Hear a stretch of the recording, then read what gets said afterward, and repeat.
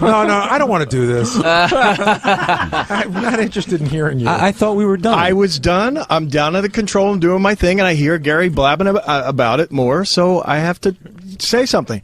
Gary, you're the executive producer. Your job is to deal with Howard and listen to what Howard's doing and deal with the show. And you're the director. You miss fell a minute. asleep. All I've done is given what has been, proven to me through 17 years of this show. If you have a tape like that, you give it. And so, if hold on a second. Hold on. If Doug falls asleep during the show, will you turn the camera around on him and give it to Howard? Never. You guys are like the fucking blue wall of silence. You're all about each other. You fell asleep.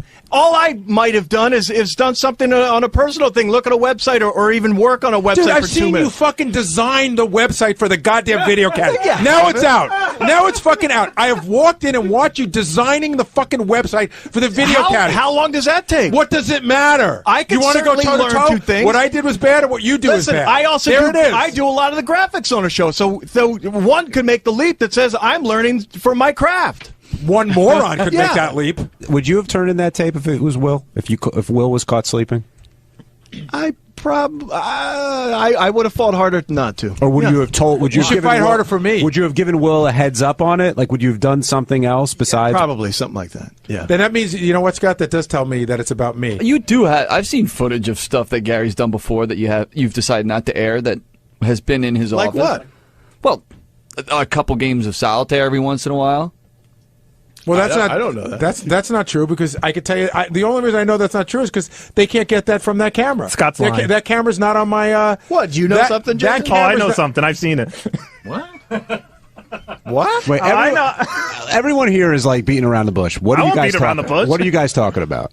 Yeah, Jason, what are you talking about? Everyone's shaking their head no, so all right, fine. I won't say it, but Scott or somebody back there Listen, I have has a nothing to montage do. of Gary doing some things in his office. I'll leave it at that. If you know that there's something out there, which you clearly do, Well, wait a because you minute. can't stop laughing. Then isn't he responsible? Will knew that. Will's the first. Will's the one telling you, You about are the it. lowest He's the form only of one who fucking said human. he saw something. You're so and yet low. I'm the guy. You're so How disgusting. is it towards me? You're a lowlife. We said You're the lowest of the low. You really Jason. are. How could you have no integrity? You're soulless. I don't even know what we're talking about right I know now. what we're talking about. You're fucking What? soulless. What did you do? I don't know. I don't know Well, what then? but it wouldn't matter. If I'm picking my nose, cutting my nails, it doesn't matter what the fuck I'm doing, because you're a soulless shit that would let people spread it around. Well, a lot of fireworks. I was getting emails from Gary. I was getting emails from Scott DePace. It's just blowing up out of proportion, and I got to now deal with it. What? Well, it's just blowing up out of proportion. People's feelings are getting hurt. So, blood is being let now. Yeah. So, forget it. But I've been brought into it. Burson, you're on the air in Alberta, Canada. Good morning. Welcome to the show. I believe this man is calling live from the Gulf of Mexico. You can hear the waves behind him. He is He is trying to cleaning. get the oil out of the water. He is cleaning a pelican as we speak. Well, I think he's working that vacuum that Kevin Costner Kevin developed. Costner developed. Absolutely, Rob. I wasn't allowed to say it, but now that you've blown the lid off it, the noise you hear is the actual vacuum that Kevin Costner's brother developed, and he is now pumping oil out of the Gulf as we Thank speak. you. Yes, Person. How's the vacuuming going? Oh, it's great. Sorry about the phone, first off. Yes. I love the show, and the best of the week shouldn't be your guys' show. It should be the wrap-up show, because that is the most amazing thing happening right now, because even Will, I congratulate Will for bringing it back to a head, bringing up some infamous tape that's out there, and that should be... Yeah, well, that's what Gary called me about, and I can't blame him for being upset. You know... Oh, no. Yeah. He can be upset all he wants. It's impossible to do his job and keep private things private when he's got a camera on him, and that he doesn't know that people are taping. And Yeah, it's good radio. All right, Burson, thank you. Yep. That's Burson driving truck up in Alberta, but, you know, the connection not so great. No. Anyway, let me tackle one topic at a time. I'm all over the place. Yeah, the wrap-up show has gotten very heated up, and, you know, I don't even know how to resolve it at this point, other than I said to Gary, enough then, so change the topic. If you guys keep talking and going over it and over and over it. But new details keep coming Well, out. that's right. That's right. They do. More offenses or betrayals. You don't even know. So I get an email from Scott DePace, who's now upset. He's upset. During the wrap-up show yesterday, now I understand. I didn't even know what Scott was really telling me. He sent me a picture of the radio while they were discussing it. Scott goes, Jason put up a poll whether or not Scott sucks. Oh. Now, I didn't know what he meant by a poll. I thought he was... that's not it at all. Yeah, what is it? I don't even know what you were complaining about. The PDT is what on your radio it says. Yeah, but someone took a poll. Well, that has nothing to do with what I'm talking about. But that's what you wrote me. No, what I said was, shouldn't it be up to the audience to decide whether I suck or not? Jason wrote up DePace sucks as the PDT. Oh. Yes, okay, all right, now I understand. Now I'm starting. I didn't listen. I didn't know what the fuck you were talking about. And Howard, that was during the regular show, not during the wrap-up show. Right. And now they're telling me to replay. Okay. Well, I happen to agree with Scott that, to put up DePace sucks is an editorial comment from... Did you put a question mark next to DePace sucks, or did you... No, but it also wasn't an editorial comment. I mean, it seemed editorial. First of all, the thing was DePace sucks while Gary sleeps. And it was just... I went back and reread that section of the log, and the whole crust of the conversation was everyone in the studio telling DePace that he sucked. So that's how I put it up. I mean, I've been doing this for 4.5 years. No one's complained once, and Tim signs off on all of this. Well, my wife sees it on the radio. She says, "What is this that you suck?" And I go, "You know what? That's right. What the hell is that?" Well, if you had called me, I could have explained it to you. Sleeping, not about me sucking. What the? That was the crux of the conversation. It was not editorial. But I know you and Scott don't get along, and you always tweak them. It seemed like it was an editorial comment. I mean, if it was, I'd love tweaking Scott. I mean, I pat myself on the back. Originally, I wrote Scott. Put that on your show, Jason, not on Howard. I originally wrote DePace is a moron. Gary sleeps, and I thought that was too harsh, so I changed it to sucks. I sent again. Everybody signs off on this. I don't just put up the PDT without running it by Tim and other people here. And all right. Well, it did come off in the wrong way because it seems like you guys have had your thing, and then it seemed like you were saying DePace sucks. Oh, well, it was as the guy who editorializes. I only say DePace sucks on the air. Right, but you said it on the PDT. So anyway, it wasn't coming from me personally, but okay, I see what you're saying. I see what Scott's saying. Got it. So anyway, I get that email last night. So I said, I wrote back to Scott, well, that does seem like you're right. It shouldn't say DePace sucks. I'll talk to Gary and Tim about it and find out. I don't even know how. I didn't even know who did what. I didn't know the PDT. I thought he meant on the website they were taking a poll. I don't know what he meant. Right. But he's throwing it up to a poll. Okay? Right. It seemed to me that he was correct, Scott. He's having an argument with Gary. And Jason to write DePace sucks or Scott sucks doesn't describe the action. Right. It's more of a comment. So anyway, I was dealing with that, and I said, I'll have to find out and get to the bottom of this. I don't... And then Gary wrote me back and just said he was more furious with Scott than ever, and he could give a shit what they write on the PDT about Scott. He didn't even care about it. He did. Tim never wrote me back. I just heard from Gary. Tim's keeping his head down. So I went, well, I don't have an ally there. I mean, I'm trying to straighten this thing out. Nobody's helping you there. Nobody's helping me there. So his point of view was that evidently Scott, this camera that they had on Gary, has been something that has been ongoing for years. And it might be that Scott DePace then had to go on the wrap-up show. He told me he wasn't going on the wrap-up show anymore. Next thing I know, he's in there. He can't stay out of there. No, he's his own worst enemy. Well, he does. I can't sit back and let them talk about me like that. You like it. It's so frustrating to hear them saying this crap that's just not true. Well, you told me you weren't going in there. And I hate it. I hate that I do, but I can't sit back. Well, anyway, so he can't sit back. Next thing I know, he's in there. And the two of them are going at it again. And then DePace, in another brilliant move, tells Gary that they've had a reel of stuff about Gary, and they've witnessed many private moments of Gary's, and that they all sit and look at it. They talked about private moments that they've witnessed.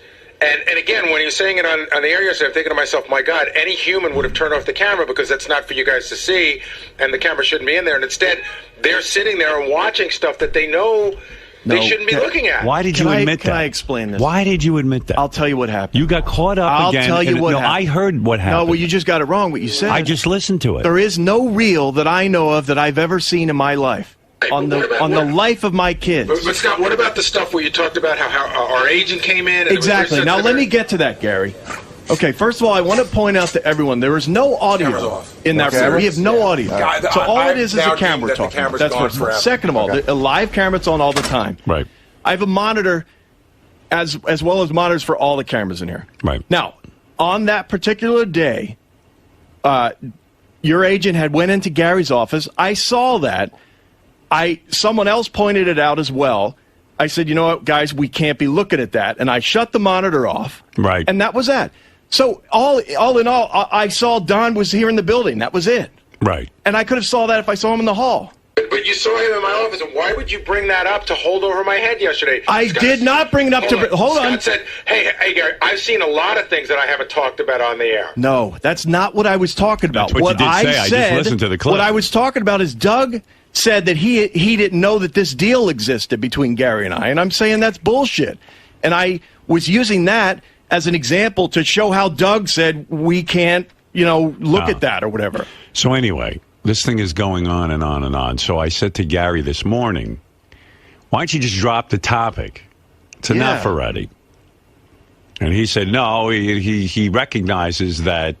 I don't know. What did you say? I don't even remember what you said. You can't just drop the topic because it looks bad to the audience. I can talk. Listen, it's not talking about it that's bothering me. It's the fact that it happened. And so it'll just die the way, it'll just go its natural death. For us to just stop talking about it wouldn't be the way we do the show. But Gary, so that you know, man, I never had anything to do with making a display of your camera. I never showed anyone anything. I don't have anything to do with this. And for you to put the anger at me is just bullshit. It's a live camera. There's a monitor in front of me. For me not to have seen it, what do you want me to do? Somehow put a block in my eye that shows that monitor? You didn't mention yesterday that you shut it off.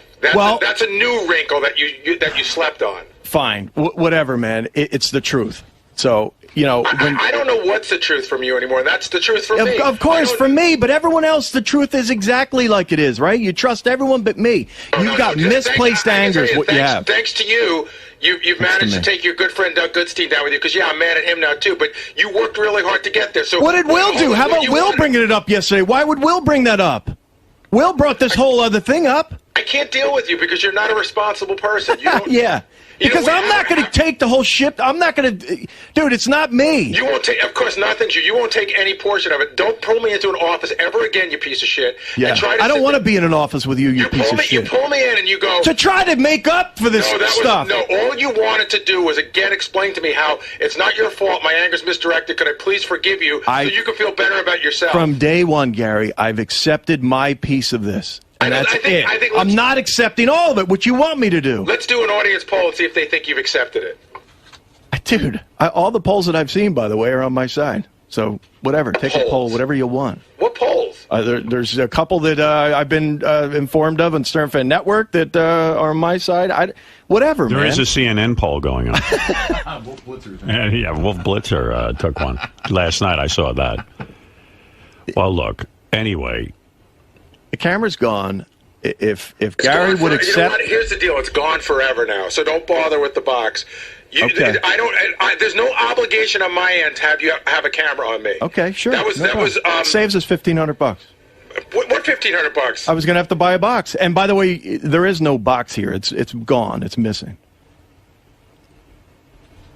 I don't even know what anyone's saying. I don't either. There's a device that will allow... When Gary hits his mic to you, it would trigger his camera so that we then could see it for a certain amount of time. And that device was made, wasn't ever hooked up. That's why this whole problem happened. Yeah, well, and now that's easy to hook up, and that's what you should have on. Yeah, well, we need to buy a box, and so buy the box. And that's what you should have done 4 years ago. That's right. And I told Gary, you shouldn't allow that. If he had come to me, I would have said, they can buy a box and do it the right way. You shouldn't have a camera on you 24 hours a day. I wouldn't allow that on me. I go in my office, you should see what I'm doing in there. Picking my ass, pick my nose, sleeping. I sleep nonstop back there. I put in an hour yesterday of work back there sleeping. But there could easily be a tape of everything that goes on in here because these cameras are never off. By the way, Gary, a lot of the interns are very loud lately when I'm sleeping. Oh, really? Yeah. There's a lot of giggling. I'll make a note of that. A lot of laughing women back there. First, I thought it was you laughing because you usually have a loud laugh. I wasn't but back it wasn't there. you. I was coming out and looking for you, and then I saw you weren't there. It wasn't you. I said, I said to JD, who is that laughing? Who is doing Robin's laugh? Oh. And JD said, no, it's some of the girls are having fun. So no fun around here. That's right. Let's put a stop to that. Right. No more fun. When I leave, there should be fun. It's just I'm very sensitive about a woman's laugh. Whenever I hear a woman's laugh, I assume they're laughing at me. All right? It triggers something. Reminds you. Reminds me of my earlier days. Your adolescence. Yeah. I left here yesterday. That was going on. And when I got a note from Scott that he wants the PDT fixed. Look, it was just something my wife called me and said, what is this on here? You suck. And I go, I have no idea. And I turned my radio on. So I said to Gary, what's going on with it? He didn't want it. He was happy. Yeah. Well, that's why. And Howard, normally I wouldn't have even went to you, but I realized he wasn't going to be my friend in this, so I had to just. No way. Forget it, friend. Let's be honest. I didn't say anything about the PDT. No, you didn't. I just said, I'm so furious. I didn't say good or bad or otherwise. That's true. That is right. I just knew Gary was the wrong guy to discuss it with.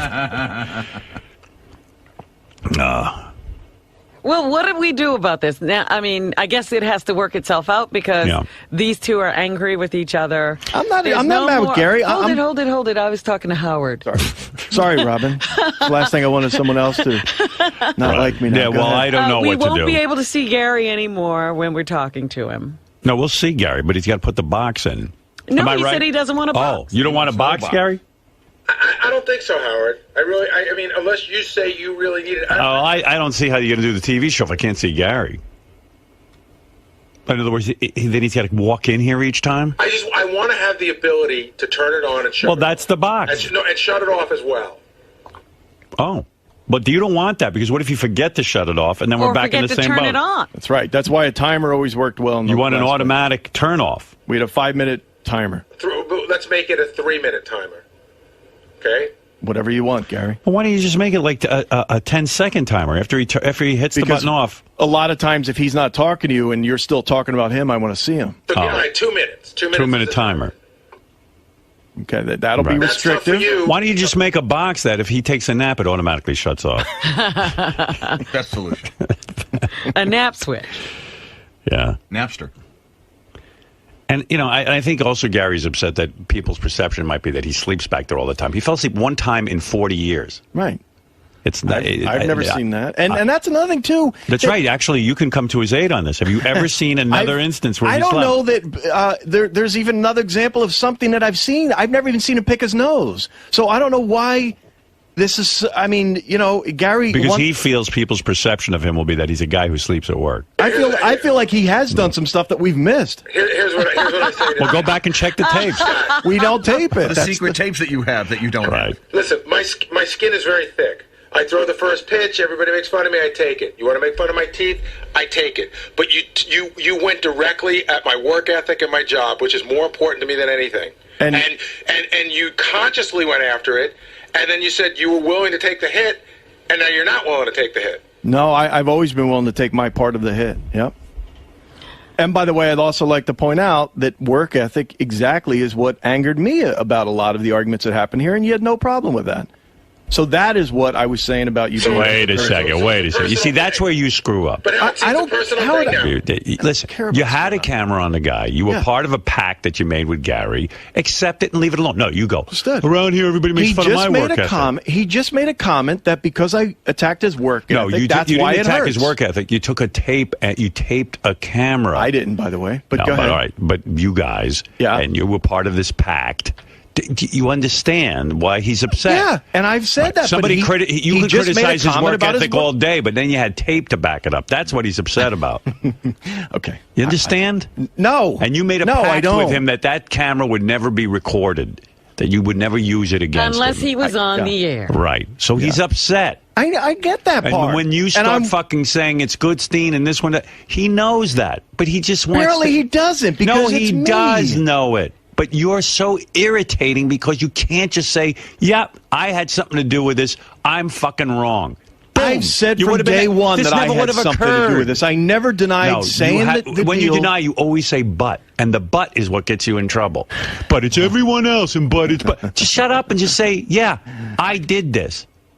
Yeah, I did it. I accept my responsibility in this." You came to me with the tape with Doug Goodstein. I said, "Okay." Oh, Howard, come on. That's sort of disingenuous. That's not disingenuous. That's exactly what happened. You guys he's going to be angry at you, the star of the show. He is angry with me. Oh, come on. And he has every right to be.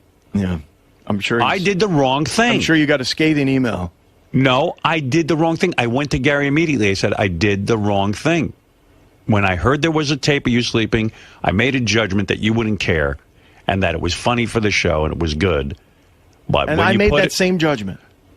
That's right. So don't every time you say to Gary... And Doug made that.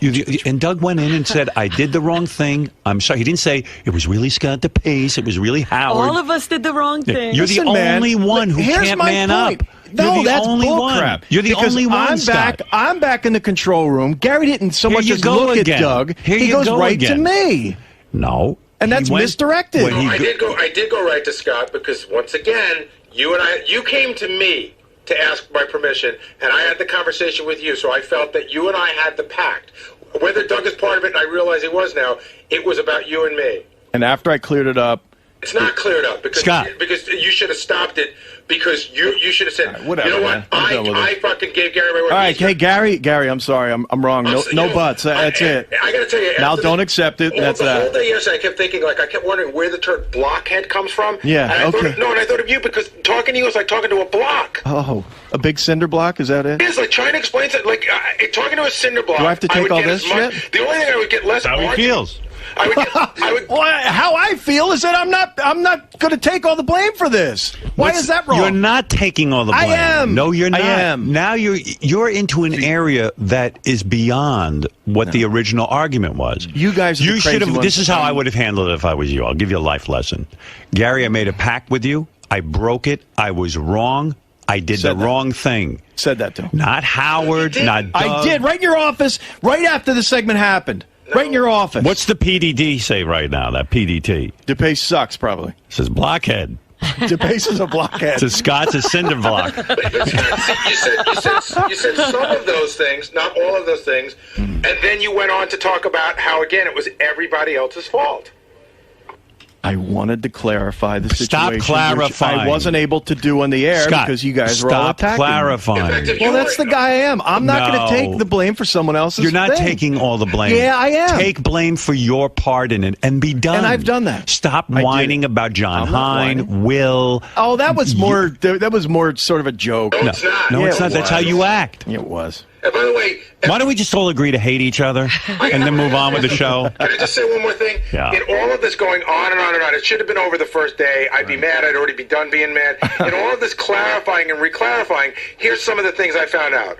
They've been watching me on this camera all the time, even when they don't need it. Not exactly true. I find out that he would never do this to Will because he just likes Will better. So not exactly true. No, that's what you did say. I heard the tape. See, again, what I said is that Will and I are closer friends. So I, as a friend, would put up more of a fight than I would for Gary. That's absolutely the truth. You are so retarded. Why are you doing this? I speak the truth. That's why. The question was asked to me. I don't fucking care. A question was asked to me. So you're saying Gary doesn't matter to you? No. I on a scale of 1 to 10, I put up a fight. I put up a fight, but not that. Have you ever been in a deposition? No.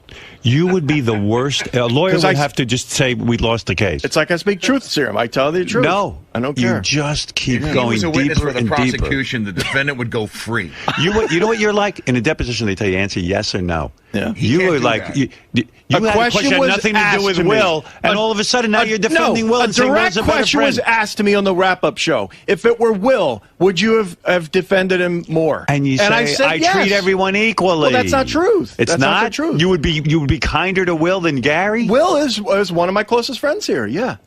And so you got Will's back, but not Gary's.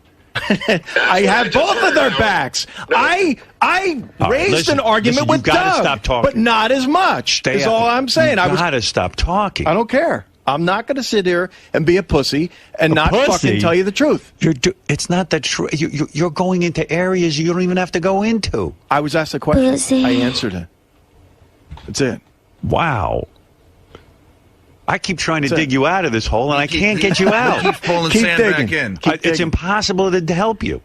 You're beyond help. Have you ever heard of the term that, sometimes something need Robin calls me an idiot be said if it's going to hurt people more? You didn't have to disclose that. That's what I mean. You went This is what, people are saying this to you because you're hurting Howard people. has taught me that no, I haven't taught you a thing. Scott, you don't see that by giving that answer that you would back up Will before you back up Gary doesn't hurt your argument somewhat? Absolutely. Doesn't it show that you have a natural bias? Yeah, absolutely. So what what does that mean to you? Everything he said practically says he has problems with Gary. All right, listen to me. Listen to me. And Gary would do the same. I guarantee you. What? If it were the opposite, Gary would defend, say, Jason before he would defend me. No, Gary would have never broken his pact with you. Oh, shit. God, that's ridiculous. Okay. Everybody breaks pacts around here. Gary probably would have. Oh, you think? Yeah. Well, then I'm wrong. He would have been both. There's some great tape And of Scott in the face. just like you would protect Robin before you would protect me. It's obvious. Listen, if I make a pact with Robin or I make a pact with the lowest roach on the planet, I stick to it. That's one thing I do. Now, am I glad I saw the tape of Gary sleeping? So I have to admit I am. So yesterday, and you knew that he had a pact with others. But he didn't have a pact with you. Right, that's right.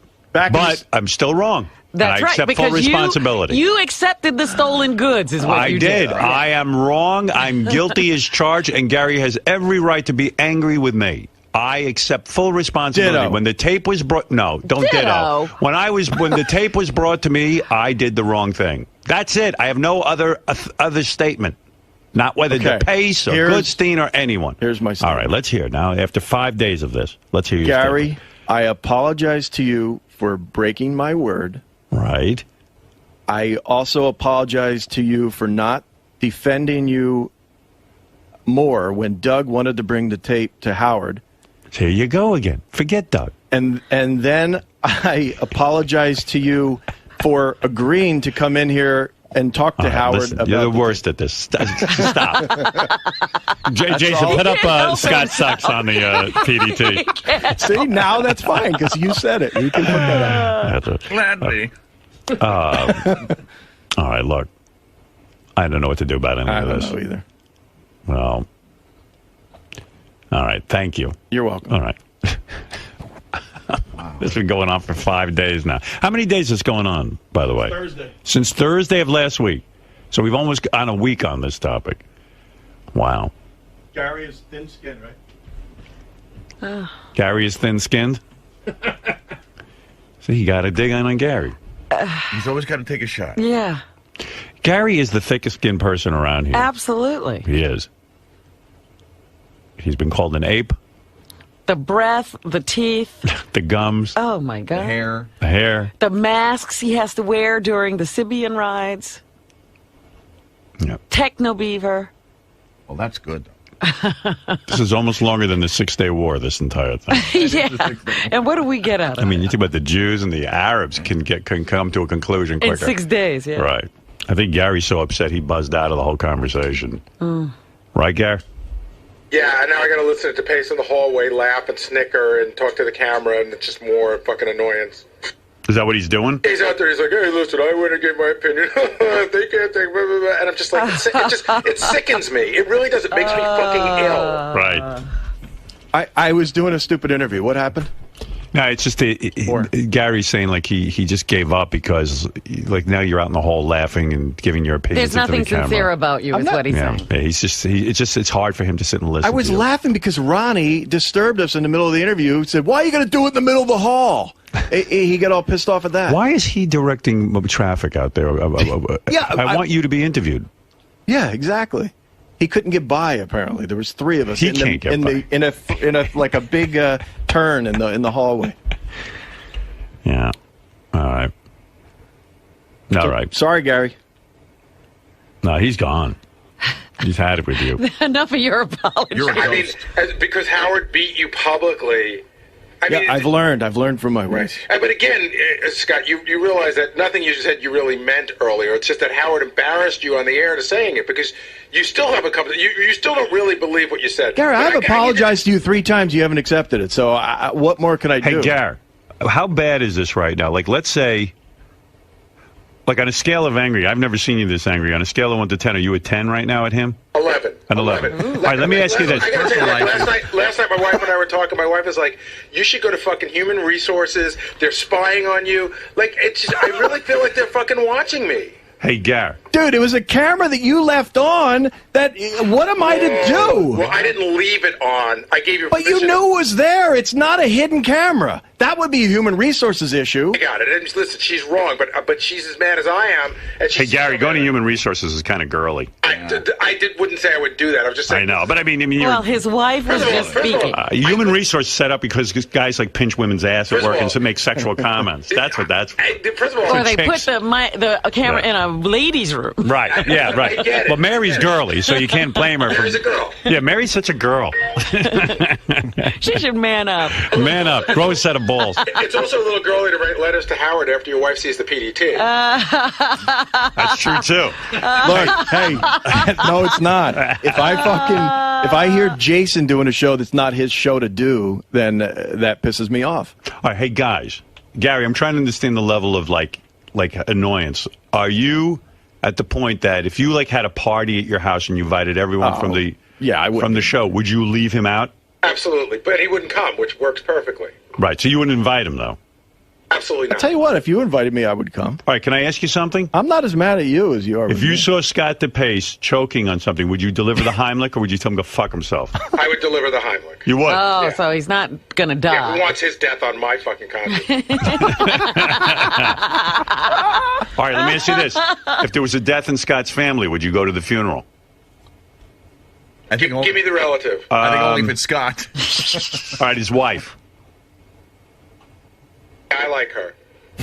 Okay, but would you go there to comfort him?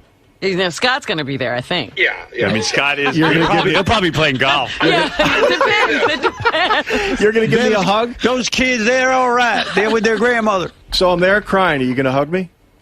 I'll shake your hand. I wouldn't hug you anyway. You wouldn't appreciate a hug. You think it's gay, so I'd shake your hand. Let me ask you, here's a question for you. If you have a party, is Doug Goodstein invited? Probably. Jesus. And the other what thing, went wrong I'll here? tell you the weirdest thing. So Scott and I go to the same garage.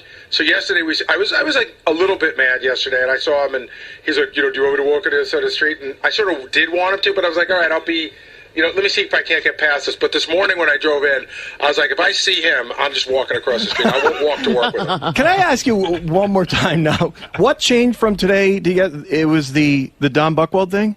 Yeah, bringing that up and basically, in essence, throwing it in my face. I don't get that. Like you did me some big favor by not talking about a private meeting you shouldn't have been watching anyway. And I, by the way, I didn't watch it and couldn't hear it, so I don't know what. I get it, but you tried to explain how you're a good guy because there's other things that you've seen that you haven't talked about. So look at what a good guy I am. No, see again. All that tells me is I don't know me. I don't know how you got that from what I was saying. Because I heard the tape. You did say that. I was answering a question that Doug had pointed that he didn't know that there was such a deal. So anyway. And So Will should have never brought that Gary, up. Are you mad at Will for bringing it up? Because Will, in a sense, brought all that up, right? I'm absolutely not mad at Will. You opened the door to all of this. You're unbelievable. No, you opened the door to all of this. And then the other thing, again, the whole thing about I would never do that to Will. He's my friend, which is basically saying you're not my friend. That's stronger than how I put it. I said it's the same. I defended. Conclusion. I told Doug, let's not do it. So why go to his wife's funeral then? Because I like her. Yeah, but she's dead. She's dead. It's only about Scott. What about my funeral? Scott isn't around. What about my funeral? Would you go to Scott's funeral? Oh, you kidding? Tap dance on the coffin. He'd be singing karaoke. You would go to tap dance. Wow. And you guys think this is all rational? Yeah. You're encouraging. No. I get what he's saying. You don't really get it. You're just not seeing it. Yeah. I'm telling you. Too dumb. You better take it's not that dumb. back. It's an emotional thing. Like, you're very well guarded. You're kind of defensive, and you're not getting what he's saying. He's not listening to you to hear about what Doug did or what I did or what anyone else did. You're not validating anything that he's saying. Yeah, even saying he should be angry at Will. Yeah, I mean, who is your friend. You're always deflecting. That's Will only told him something you guys were up to. You don't know how to make a sincere apology. That's the other thing. Every apology Gary is done with a just smirk. said that he was mad at me yesterday for bringing something else up. Right. And all I'm saying is that Will was the one who brought it up, not me. Yes, but you verified it. Well, oh, Jesus. You used it against him. You know what you said? You went, that's right, I'm a good guy. You should see all the things I'm seeing that I don't bring to Howard. Almost like a veiled it was, and Jason going, they have a whole clip reel. I've seen it, blah, blah, blah, which it doesn't exist. Right. Jason's talking out his ass. Well, I should chain you guys together for 24 hours and videotape it. Like Tony Curtis and somebody's cutting off an arm. Gary, if you saw DePace being raped with a baseball bat. That wouldn't happen, by the way. Well, let's just say it was like... If it's 12 guys holding you down. 12 guys holding you down. And like Gary, he's so manly, he's incapable of being raped. Right. I know it would take more guys to rape me than it would you. Oh, boy. Jesus Christ, he's competitive. Let's see. All right. Let's see who put them in a room. That's the and ultimate we'll see game how show. many guys it takes to get each of them raped. You know how like oddly competitive he is? Like, this has been brewing for a couple weeks. You know how oddly competitive he is? He walked up to me about 3 weeks ago and he just goes, bet you my credit score is better than yours. It was a joke. Oh, my God. What's the matter with you? It's a joke. I am very competing on You credit just score? walked up to him out of the because blue? he did a commercial for the credit score company or whatever, and I just said, I wonder, how's your credit score? And he said, perfect. And I go, oh, really? Well, mine's pretty good, too. You said, I bet you mine is better than yours. Because you said perfect. I said my All right, credit listen. This is ridiculous. It is. You compete with everyone around here. All right. I'm competitive. That's a good thing in life. Well, you think it's a good thing. About credit scores? Makes you stronger. Yeah. All right, whatever. And how would you determine that? I mean, that your credit score is better. I was kind of joking, but there's a number because you out pay there. you don't have any outstanding debts. Right. And No. Gary's But the they same give way. you a number, Yeah. and he's going to say, my number's better than your number. How much you want to bet? Not a lot, because I. How much you want to go toe to toe with the guy? How much you want to bet? $5. $5. I don't. It was more of a joke. Hey, Sal and Richard want to come in and see if they can get you into a rape position. All right, go ahead. No. Don't start. I'll punch both of them out. All right, well, anyway. All right, thank you, Scott. You're welcome. And thank you, Gary. Sorry, Gary. No, Gary. I can't even see him now. Because you Right, fuckers... we'll never know what he's thinking. I can't believe that's the one thing, too, out of this. I What? said, make sure he doesn't kill the camera. You go, don't worry. And you let that happen. Listen. Oh, my. I don't... Listen, this is ridiculous. I said, don't He's a worry. sieve. I can't predict Gary's response. He's just a sieve. How can I? Gary doesn't do whatever I say. He doesn't. He's got a In brain. fact, and he kept screaming, you said you'd protect me. You said you'd protect me. He did. Talk about going back on your word. When did I say I protect you? I said I take full responsibility. No, and I said it all along. I said make sure he doesn't, and you go, don't worry. Gary knows that he had a pact with you. I can't. How am I going to protect you from told you that? that. I'm gonna. You know what? I'm a vampire. I'm going to erase that from his brain. How can I protect you? Protect you? What am I, the Godfather? I can't protect you. I'm a guy. I take full responsibility. Yeah. And if you felt really bad, you know what you should do? Well, wait, you should accept punishment. Go wash Gary's feet. Yeah. And lick his bunion. Lick those toes with the fungus on them. By the way, Scott has fungus toes, too. Oh, he does. I do have one. Oh. I don't know, you know. Both of you. Disgusting. Doesn't look that bad. It's actually all right. Yeah. All right. Thank you.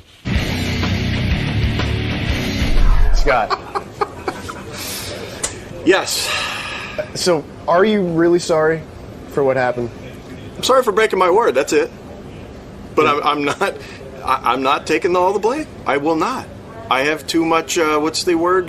Pride. Pride to do that. I'm not going to sit there and say yes, I was all to blame when my boss was the one who decided to use this, and he has decided not to insert himself into this. So, sorry.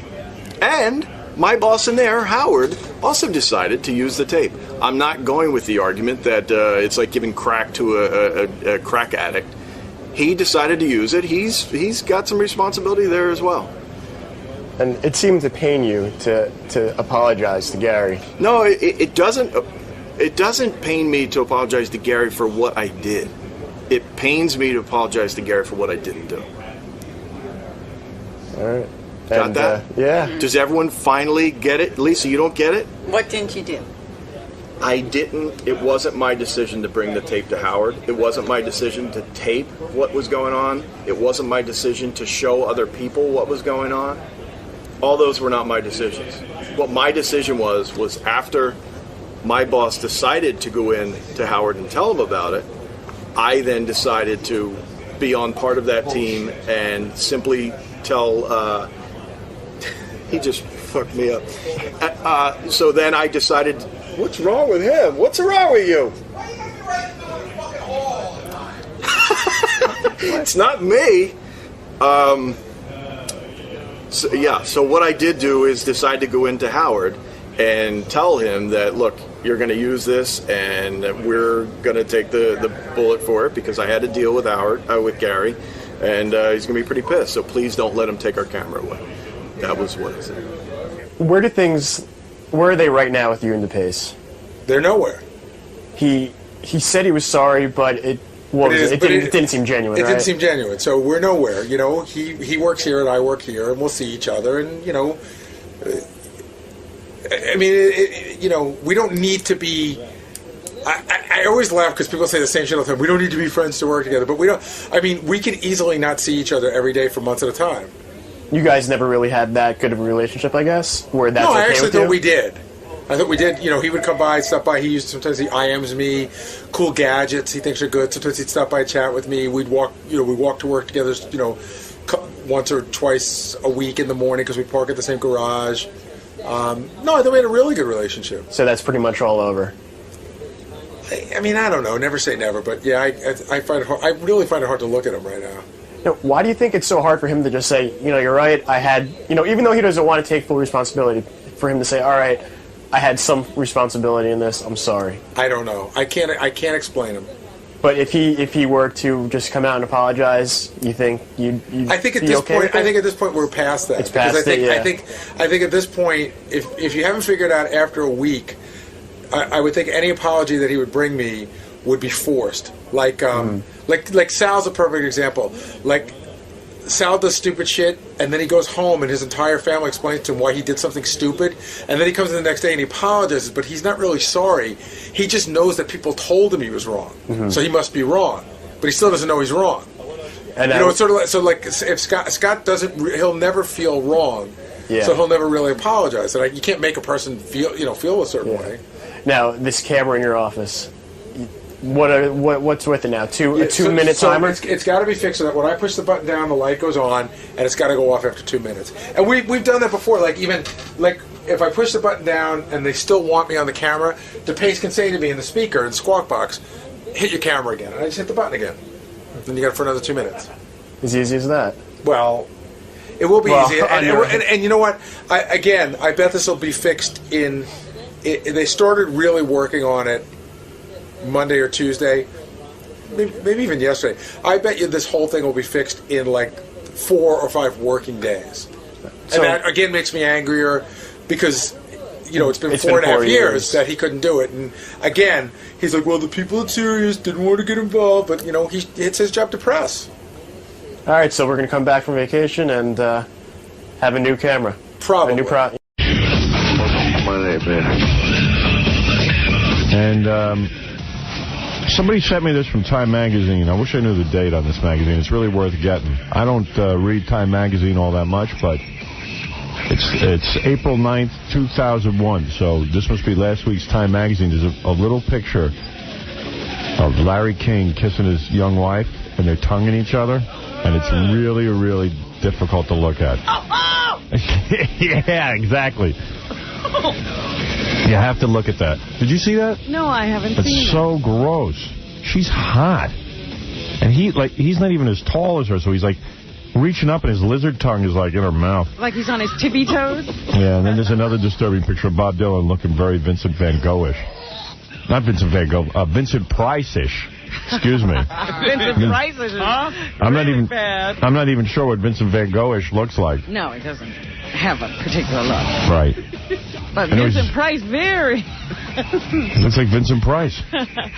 Very much in our mind. And then once a week in every magazine is a picture of Courtney Love, like, dressed up like a hooker with part of her nipple sticking out of her dress. Like yeah. You know what I mean? Right, they caught it. And looking way more beautiful than you expect her to look. You think? Yeah, well, she's like glamorous, but no one expects her to be glamorous because she's a rock and roll star. Well, that's why I think they show you the breast popping out, is because she can't really pull off glamorous. Yeah, here's the cover of J Magazine. There's Courtney Love again with like her breasts almost exposed. She wants to show them to everybody. And there's Larry King kissing the wife. Look at this one. Look, they got a camera there. See the bottom? Right there? Oh! There's Bob Dylan looking like Vincent Price. He looks like a vampire. He's going to suck out her essence. Yeah. So he can bring himself back to life. Yeah, Larry King's got a weird thing. When I watch him on CNN, he like sticks his face into the person's face while he's interviewing him. Yeah. And the coolest thing I ever saw was when Donald Trump, people say, why do you like Donald Trump so much? I'll tell you why. Because Larry was sticking that goat-like face in Trump's face, and Trump goes, you know, your breath is really bad. Could you back off? Yeah, could you back off? That's funny, man. I love that. It's like, hey, dude, you smell. Get out of my face. Yeah, get lost. All right, here's a little fun for you, a little radio fun. Here's a band. Gary told me that we should try and guess the band. He says it's somebody we know who plays... it's somebody trying to sound more rock and roll than they normally sound. A little more with it. You know? It didn't sound like the Black Crowes. But I did say Rod Stewart, and they're always accused of sounding like Rod Stewart. I always think of them as the Rolling Stones. Well, I never saw that,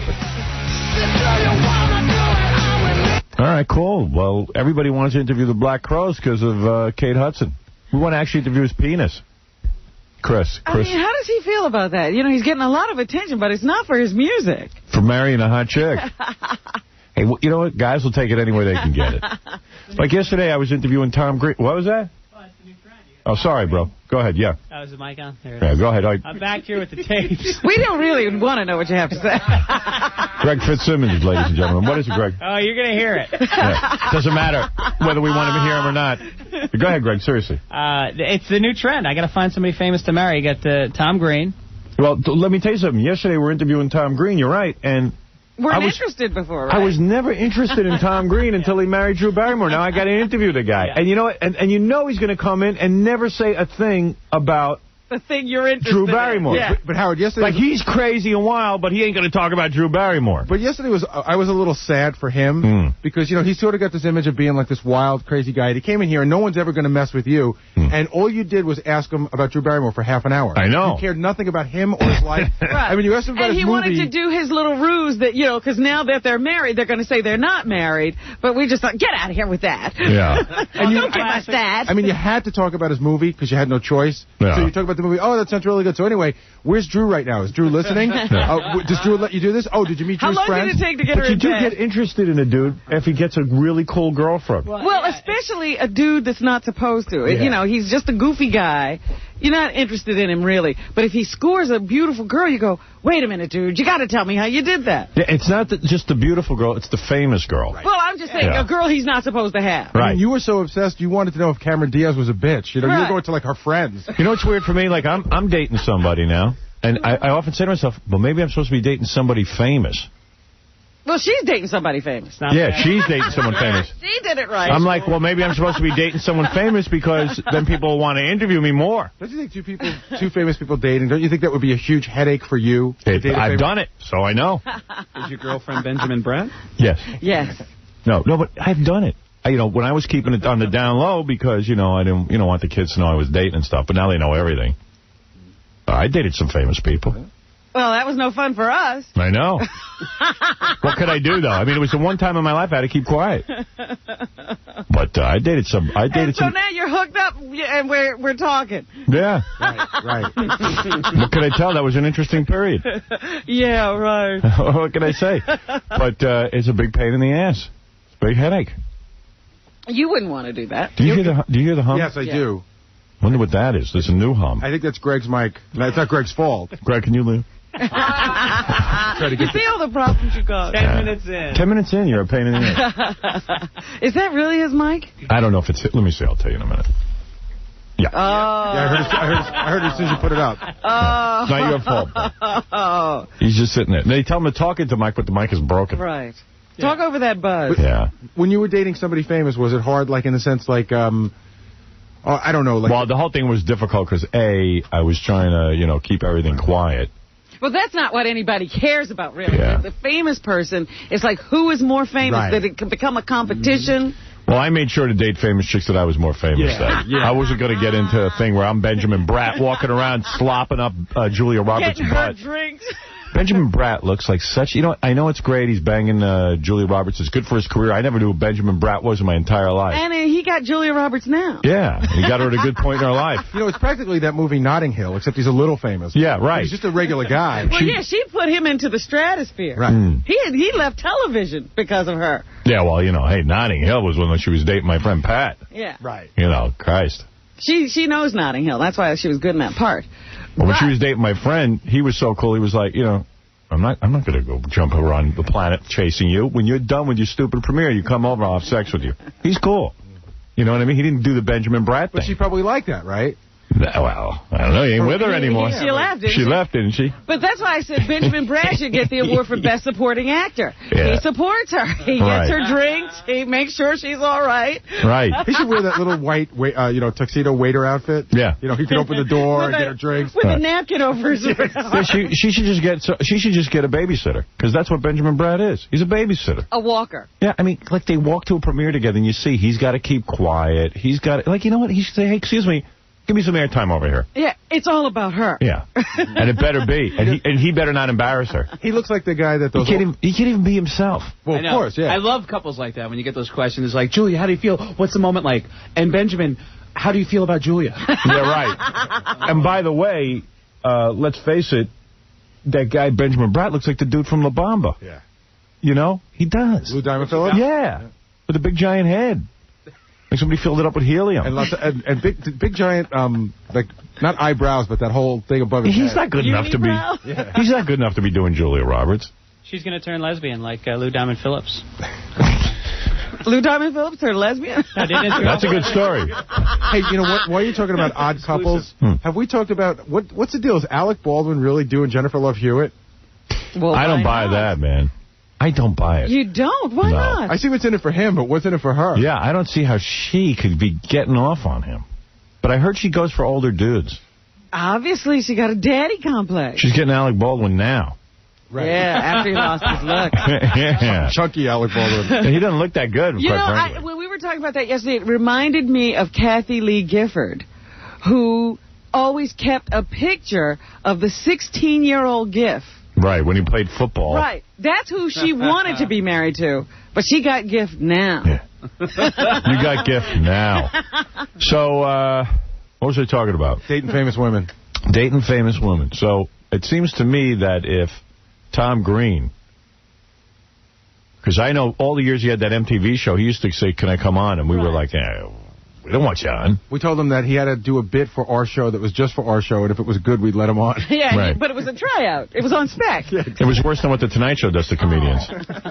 And that was You weren't even sure you were getting on. Yeah, but as soon as he married Drew Barrymore, you know what was really weird? I'm watching TV last night, Entertainment Tonight or Access Hollywood, one of them.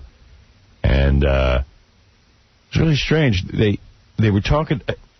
They were talking about the Tom Green movie, I think, and they said that it got the worst review ever in the history of movies. But I don't know who would review it this way. Was it Variety? Was it a review, or were they taken from what he said on the show that it got the worst...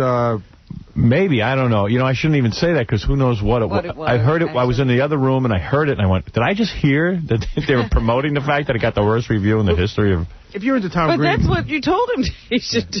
No, the worst... I did tell him that. You know what? But then I heard it, and I don't want to see it now. But if you're into Tom Green, are you expecting the critics to love his movie? No. No, I think it's an Adam Sandler thing, you know. The critics will never get it. What is it, John? Access Hollywood did the same thing. That was it. What did they say? Yeah, they said the Crocodile Dundee movie and Tom Green's movie had the 2 worst reviews ever. And but where was it reviewed? It hasn't been reviewed yet. I haven't read any reviews. I don't know. Was it Variety? I'm not sure. It did. I don't know if it gave the actual, place. See, that he's was no in the help. review. I was in another room. I know what they said about it, though. He saw the whole thing, and he doesn't know what they said. He actually saw it and doesn't know what they said. Well, I know what they said about it. I didn't check to see who was saying it, but it was Crocodile Dundee. They said he should have never gone to L.A. Where should he go?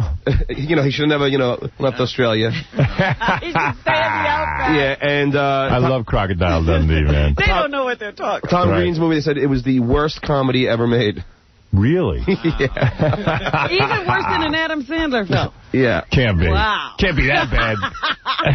Oh, man. Drew Barrymore to get rid of him. Low. Yeah. But, who knows? It could be some stuck-up reviewer. Yeah. Well, I'm sure Drew tells him she gets it. Yeah, the critics don't understand you, honey. And he tells his friends he gets it. He's a strange guy, too, because they got a picture of him in the newspaper at the Knick game. I guess he went to the Knick game. He does that whole thing where he sits on the floor? Well, quite frankly, he does that whole thing when he's got a movie coming out because... well, that's what I'm saying. Yeah. He's on the floor for promotion. PR people said to me when my movie was coming out, we're going to put you at a high-profile basketball game. And I said, what are you talking about? Globetrotters. Yeah, no. It wasn't. It was like LA one of these. it was one of these big playoff games, and it meant a lot to basketball. But it meant even a college game. I don't know what it was, but if I would show up there, everybody would see me. So I said, you know what? I want the movie to do well, but I'm not that desperate. I'll go on every... What does that do for the movie if they see you at a basketball game? It was to build awareness to the rest of the country that didn't get my radio show. And they had all it is, there's Howard Stern. He's got a new movie coming out. How much does that do? Well, they were going to put me on mic, supposedly, and let me talk to the booth announcer. Oh, that's always great. Which is a big shot. You walked in on What Wheel do you of think Fortune, of basketball? What? You walked in on Wheel of Fortune. Yeah, I don't have any problem doing that. Well, that's goofy. It's a show I know, and I can do something with that, but... And it's not something to talk about, but when you're sitting there trying to relate to Jim Gray, it's another story. Yeah. Yeah, but some of these celebrities just sit there. You don't have to talk to the guy. Well, no, but this was... Oh, that's the only way they... Are you listening to the show? Yeah, but first you said that you could just go and just hang... He doesn't understand us either. No. He listens, but he doesn't comprehend. The dopey. No, you could just go and sit there. You don't have to talk. I know, but what's the point? Because they shoot the camera at you. Yeah, but if a guy who doesn't know me in the Midwest is sitting there and he says, hey, there's Howard Stern, what does he care? That ain't funny. Oh, wow, there's Howard Stern. I must go see his movie. No, they were going to put me on the microphone and I could go in and be interviewed at some point. And who knows what that would have been. I just didn't want to do it. Didn't want to do it. I even had the whole theory where I would go and, like, get caught with a hooker. Going on Sunset Strip like Hugh Grant? Yeah, I was actually going to do it. I actually sat there with a PR guy and I said, listen, what is the best thing to do? Because that movie, he was in this movie 9.5 weeks or 9.5, whatever it was, and that became a huge hit. I know. Well, that's what I'm telling you. And my PR guy goes, well, do you really want to get, arrested? And I said, and have that on your record? I go, yeah, gee, in case I run for president? Yeah, your permanent record will be sullied. And I pussied out of that and also I didn't want to go. Well, you do have a family you have to think about. That was the thing. I said, if I don't have a family, maybe I'd do something like that. Hugh Grant had no kids to right. If Tom Green had some balls, he'd go get oral sex from a black hooker on Sunset Boulevard and have the cops arrest him.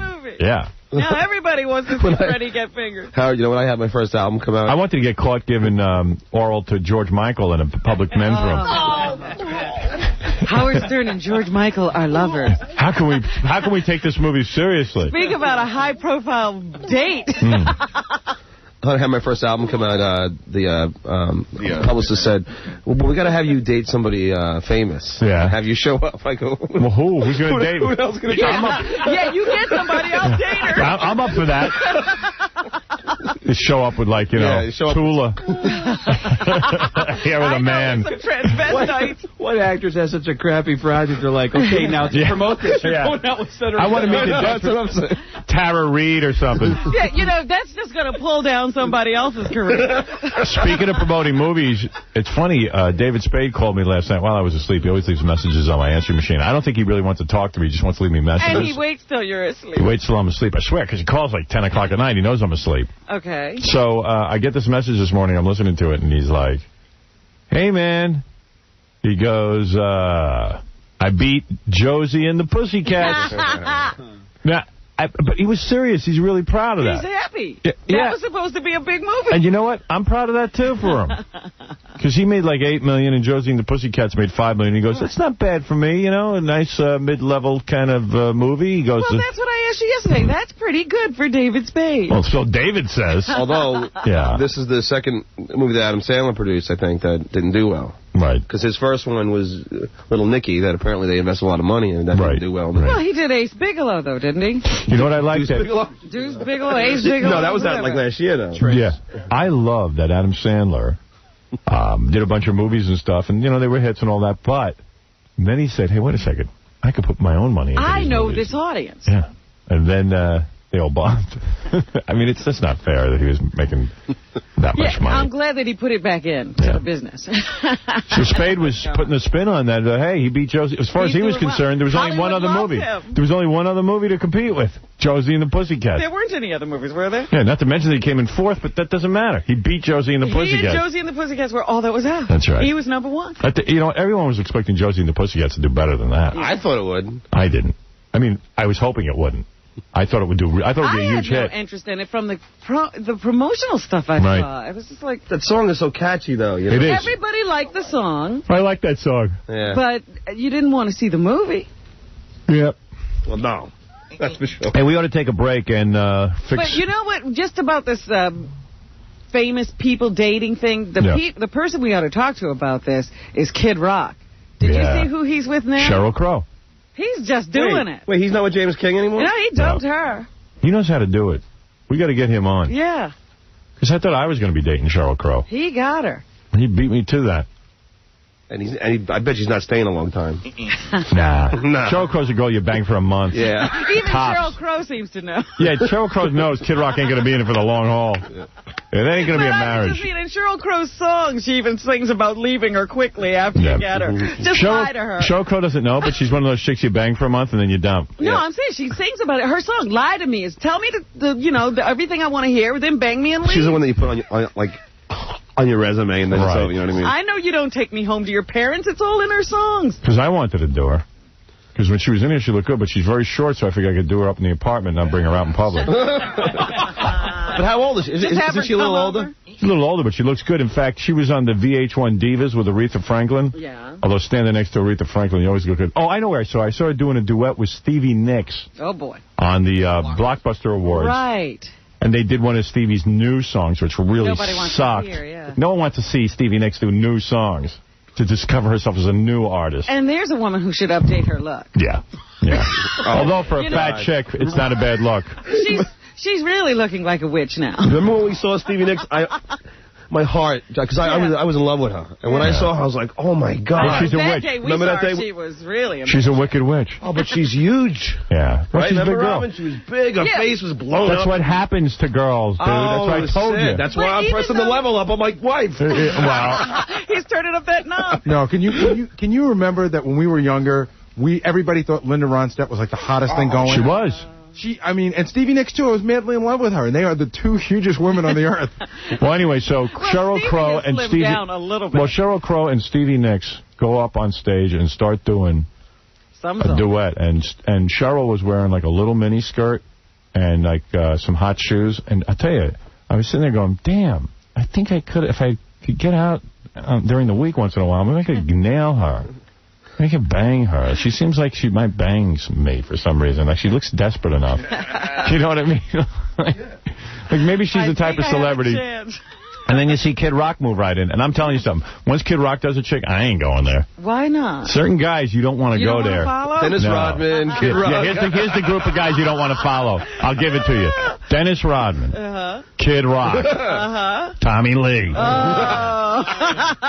Right? Yeah. Magic Johnson. I there's some guys, when they bang a girl, they stay banged. Yeah. Well, I don't even know if it's that. I think it's just that Kid Rock's been with so many chicks, at least in my mind. Like Fred from Limp Bizkit, you don't want to follow him. Right. No. No, I think I think Fred from Limp Bizkit followed Dennis Rodman. Yeah, he didn't mind. Yeah. But then again, Carmen Electra, like you just did, that's like a one-nighter kind of thing.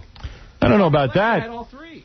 Who? She got the hat trick. Tommy Lee, Dennis Rodman, and Fred Durst. Did she have Tommy Lee? Right. I didn't know she had Tommy Lee. She was following him around. I don't know whether they did each other. She claims no. At least that's what she's saying. Adults don't hang around to not do each other. I don't know that Tommy Lee's that much of a friend to women that you hang out. You name the guy, I'll tell you whether you want to follow him. Like, okay, here's another guy you don't want to follow. Baba Booey? No. Well, yeah. Like anybody wants to follow you, Marcus Schenkenberg. You don't want to follow him? You're intimidated by that? No, not intimidated at all. What? I don't feel right about him. I don't want to follow him. I think the word is like disgusted or Larry King. Well, yeah, of course. That you wouldn't even bother with. Yeah. Tom Arnold. But I was talking to you the other day about, like some guys bang a woman and they never forget him. Years after he's gone, they're still talking about him. Right. Like John Lennon. Right. He banged a woman. They all are still talking about They're him. all making a fuss. His wife from 1961 is still carrying on. Yeah, she's still drawing his picture. Yeah. She's still painting pictures of him. How would you feel if you followed, say, like Ben Stiller? I'd be all right with that. You don't care about Yeah, I don't care about him. Was he there? Yeah, exactly. There are guys you could follow. Yeah. Ron Zimmerman. I don't think I could follow Ron. I'd follow Ron. Patrick Ewing. No. All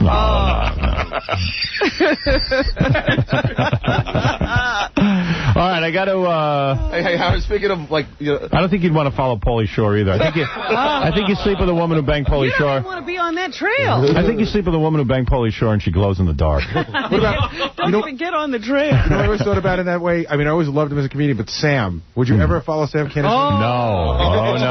He would tell you every detail of the disgusting thing. I'll tell you the truth. Like Jessica. Right. Yeah. And I used to think, Jessica was hot, and I still do. I think Jessica's a hot girl. She's got a great body, the whole thing. She's a hot girl. Yeah. But once she did Sam, I would never, ever touch her. Out of respect. Yeah, out of respect. It's just like when a girl does Sam, it's like... Oh, dear. Forget about it. It's just I couldn't believe it. It was like the most unbelievable. Yeah, it was just so unappetizing. And then when she told us what happened, it was really unappetizing. Yeah. And, hey, God bless her. She was attracted to him, and she dug him. And I'm all for that. But it's just, I can't follow Sam. The guy fell asleep on top of a woman. I know. But forget about that. That was the least of it. Yeah. I can't believe she invited High Pitch Eric out for dinner. Whatever happened with that? You don't want to follow High Pitch Eric. No. That's a reference. There's certain references on the show that happened like weeks ago. You shouldn't even remember that. I got that Joey and Marky Ramone tape I want to play because it's funny. Yeah, we're still remembering. Would you follow Joey? No. No. No, I wouldn't. No? I wouldn't follow Joey. Although I think I actually did. It was a scary thing. Did you? I may have. I followed him or he followed me. I never figured that out. We don't know who. There's a winner chick. There were guys I followed. You know who I followed? I know a guy I followed. So do I. Yeah. I followed Flo. Well, you've been in a very distinguished line. In fact, there's a guy I followed I never would follow. I'm not going to say. I'm not going to talk about Do you that guys one. know each other? No. Not personally. Nobody would follow this guy. Oh, I know that guy. We got to take a break. Oh, dear. And, I think so, two. Oh, more than that. That's just what I know. You have no idea. I don't know. I'm just thinking of two people. I can't believe you did that. We got to take a break, and we'll be back right after these words. Here's Gary Garver with Ricky Martin. Ricky. Hey, Ricky. You are so... Ricky, do you expect to fart much during this long show? Excuse me, what? Do you expect to fart much during this long show? If I expect what? Do you expect to fart much during this long show? Fart? As in fart? No, I'm not into that on stage. It's completely different. Ever been attracted to another man? You suck, bro. This is You suck. Howard. You suck, man. Later on in the show today, we got a huge show for you. Of course, Craig Gass and Greg Fitzsimmons sitting in. Cabby, I'm going to try and get a hold of him to work out the details of this fight. And win Fred's money. Fred will be playing celebrity Debbie Gibson. On our phone now is Jessica Hahn, who wishes to say, I think that I shouldn't feel funny about following Sam Kinison. Well, you know what? She's absolutely right now that I think about it. Hey, Jessica. You guys. Hey, Jessica. Have you ever seen me or heard me drunk? Are you drunk? I swear to God, oh God, yes. Where were you? I'm home alone, and I was watching this really cool movie, and I just kept, like, pouring, and You're drinking alone? I know. That's the first sign of an alcoholic. God, Sam's spirit is taking over. You're so sexy. Yeah, but you know what I get to do? I get to, like, be lightheaded and then jacuzzi. Oh, God. Samuel. And you get to do that on your own. I think she was Well, I won't drown. By the way, no, I said that one of the guys... You see, you can't really explain it rationally, but there are guys you don't want to follow. You know what? I agree with you, but you got to know something. What? I had at least 2 AIDS tests after Sam. Oh, it has nothing to do with that. Oh, it has nothing to do with that. I'm not saying Sam wasn't clean. No. I'm just saying there are certain guys, I don't care how clean they test. So what's the problem? It just turns you on. When you're a guy... Because I was with Sam? Yeah. A dead man? No. Or because he's Sam? Because he's Sam. Oh, wow. That's cool. Well, it's not cool. I mean, no girl likes to hear that, but it's like I think Jessica's a hot chick. Mm-hmm. Oh, by the way, I think that if you really are in the situation, all of that disappears. You do? Well, Yes, you Howard. have been Howard, you know what I would behind do to you some if of the... you weren't seeing somebody? What'd you say? I'm sorry, Robin. You guys are all talking at once, and it's just impossible. Jessica started talking, so I'm I sorry, didn't Robin. hear her. Go ahead. What did you say, Jessica? Howard, wait, shoot, I forgot what it was. Okay, you know what I would do for you? I mean, you just think that because Sam, I mean, I've had less people than you've probably ever had. Right. And, I mean, had we had the chance way back when, because forget about it. If you were single and I were single, you wouldn't turn me down because you're like, oh, God, she was with Sam. Oh, yes, You're I right. would. No, you would. Robin's right. No, you would. I would. No, you would. Yes, No, I you would. wouldn't. Hey, what do I know? I know. I don't know me. I would drive you crazy. Wait a minute. I know that there are people on your list already that you said you wouldn't follow. Howard, you could fart in my face and I wouldn't care. I would probably... Oh, in that case, I'd be with you. He's your kind of girl. Like this, that you would, I don't mean any disrespect to whomever, but I swear you would want for nothing. Sure, she really hasn't been with that many people. Hey, and Sam, you know what, honey? What's you that, fell Sam? asleep for like 3 hours, and that was a lot of weight. Yeah, I think that these stories are cute. They're not cute. They're so I real. appreciate I appreciate a good now story. that you're when I wherever hear you one. are, honey, you've got to know it's real. You felt so... Oh, God, Howard, I'm Did sorry. he have a girlfriend when he died? Excuse me? Did he have a girlfriend when he died? He had a few. Are they going to be at the funeral? I figure any girl that Joey could get, I could get. Probably will be, yes. Imagine What do you do, though, if you're in the hospital and you have a few girlfriends? I mean, like, how do you... How did Joey work that out? How did Joey rotate that? You try your best. What did Joey do at the end? Like when the girls would come visit him in the hospital, how would he keep them apart? There were probably a lot of cat fights, but, you know. You know what I mean? Poor Joey, man. Well, and did he have a history of cancer? You know, Joey never was the healthiest guy. I mean, he didn't live a healthy lifestyle, but neither did, like, the guys in Aerosmith. They don't have cancer. They're fine. Yeah. Well, it affects, you don't know who it affects. It has nothing to do with your diet or it just hits you. You know what I mean? He never looked real healthy, Joey. He was into health. He was? But maybe, you would never know that to look at him. Yeah, but maybe physically he didn't look it, but he was into exercising and nutrition. And really? Yeah, and eating right. And, you know, I helped him get sober when I got sober. And meanwhile, he shouldn't have gotten sober. What a waste. Yeah, I know, but still, he would have not have lived as long as he did if he didn't. But it's just cancer can strike anyone, you know. You know, it's the same thing I always used to think about Andy Kaufman. He did all that health I stuff. know. Look. What kind of cancer did Joey have? Lymphoma, they said. What is that? I think it's a deterioration of the white blood cells that attack foreign invasion in the system. Listen to you sounding like a doctor. He must have really been in a... You must have really known. You know, the germs. So after they deplenish, then they can't continue their work, and then the person's immune system just goes down. Did Joey suffer a lot at the end, or was it? No, he was a fighter. He was a fighter. Did he have to do chemo and all that? Yeah, he did. Everyone knows that he did. And, I didn't know that. Yeah, and personally, I think that a lot of the hospitals milk you just so they can keep you in there.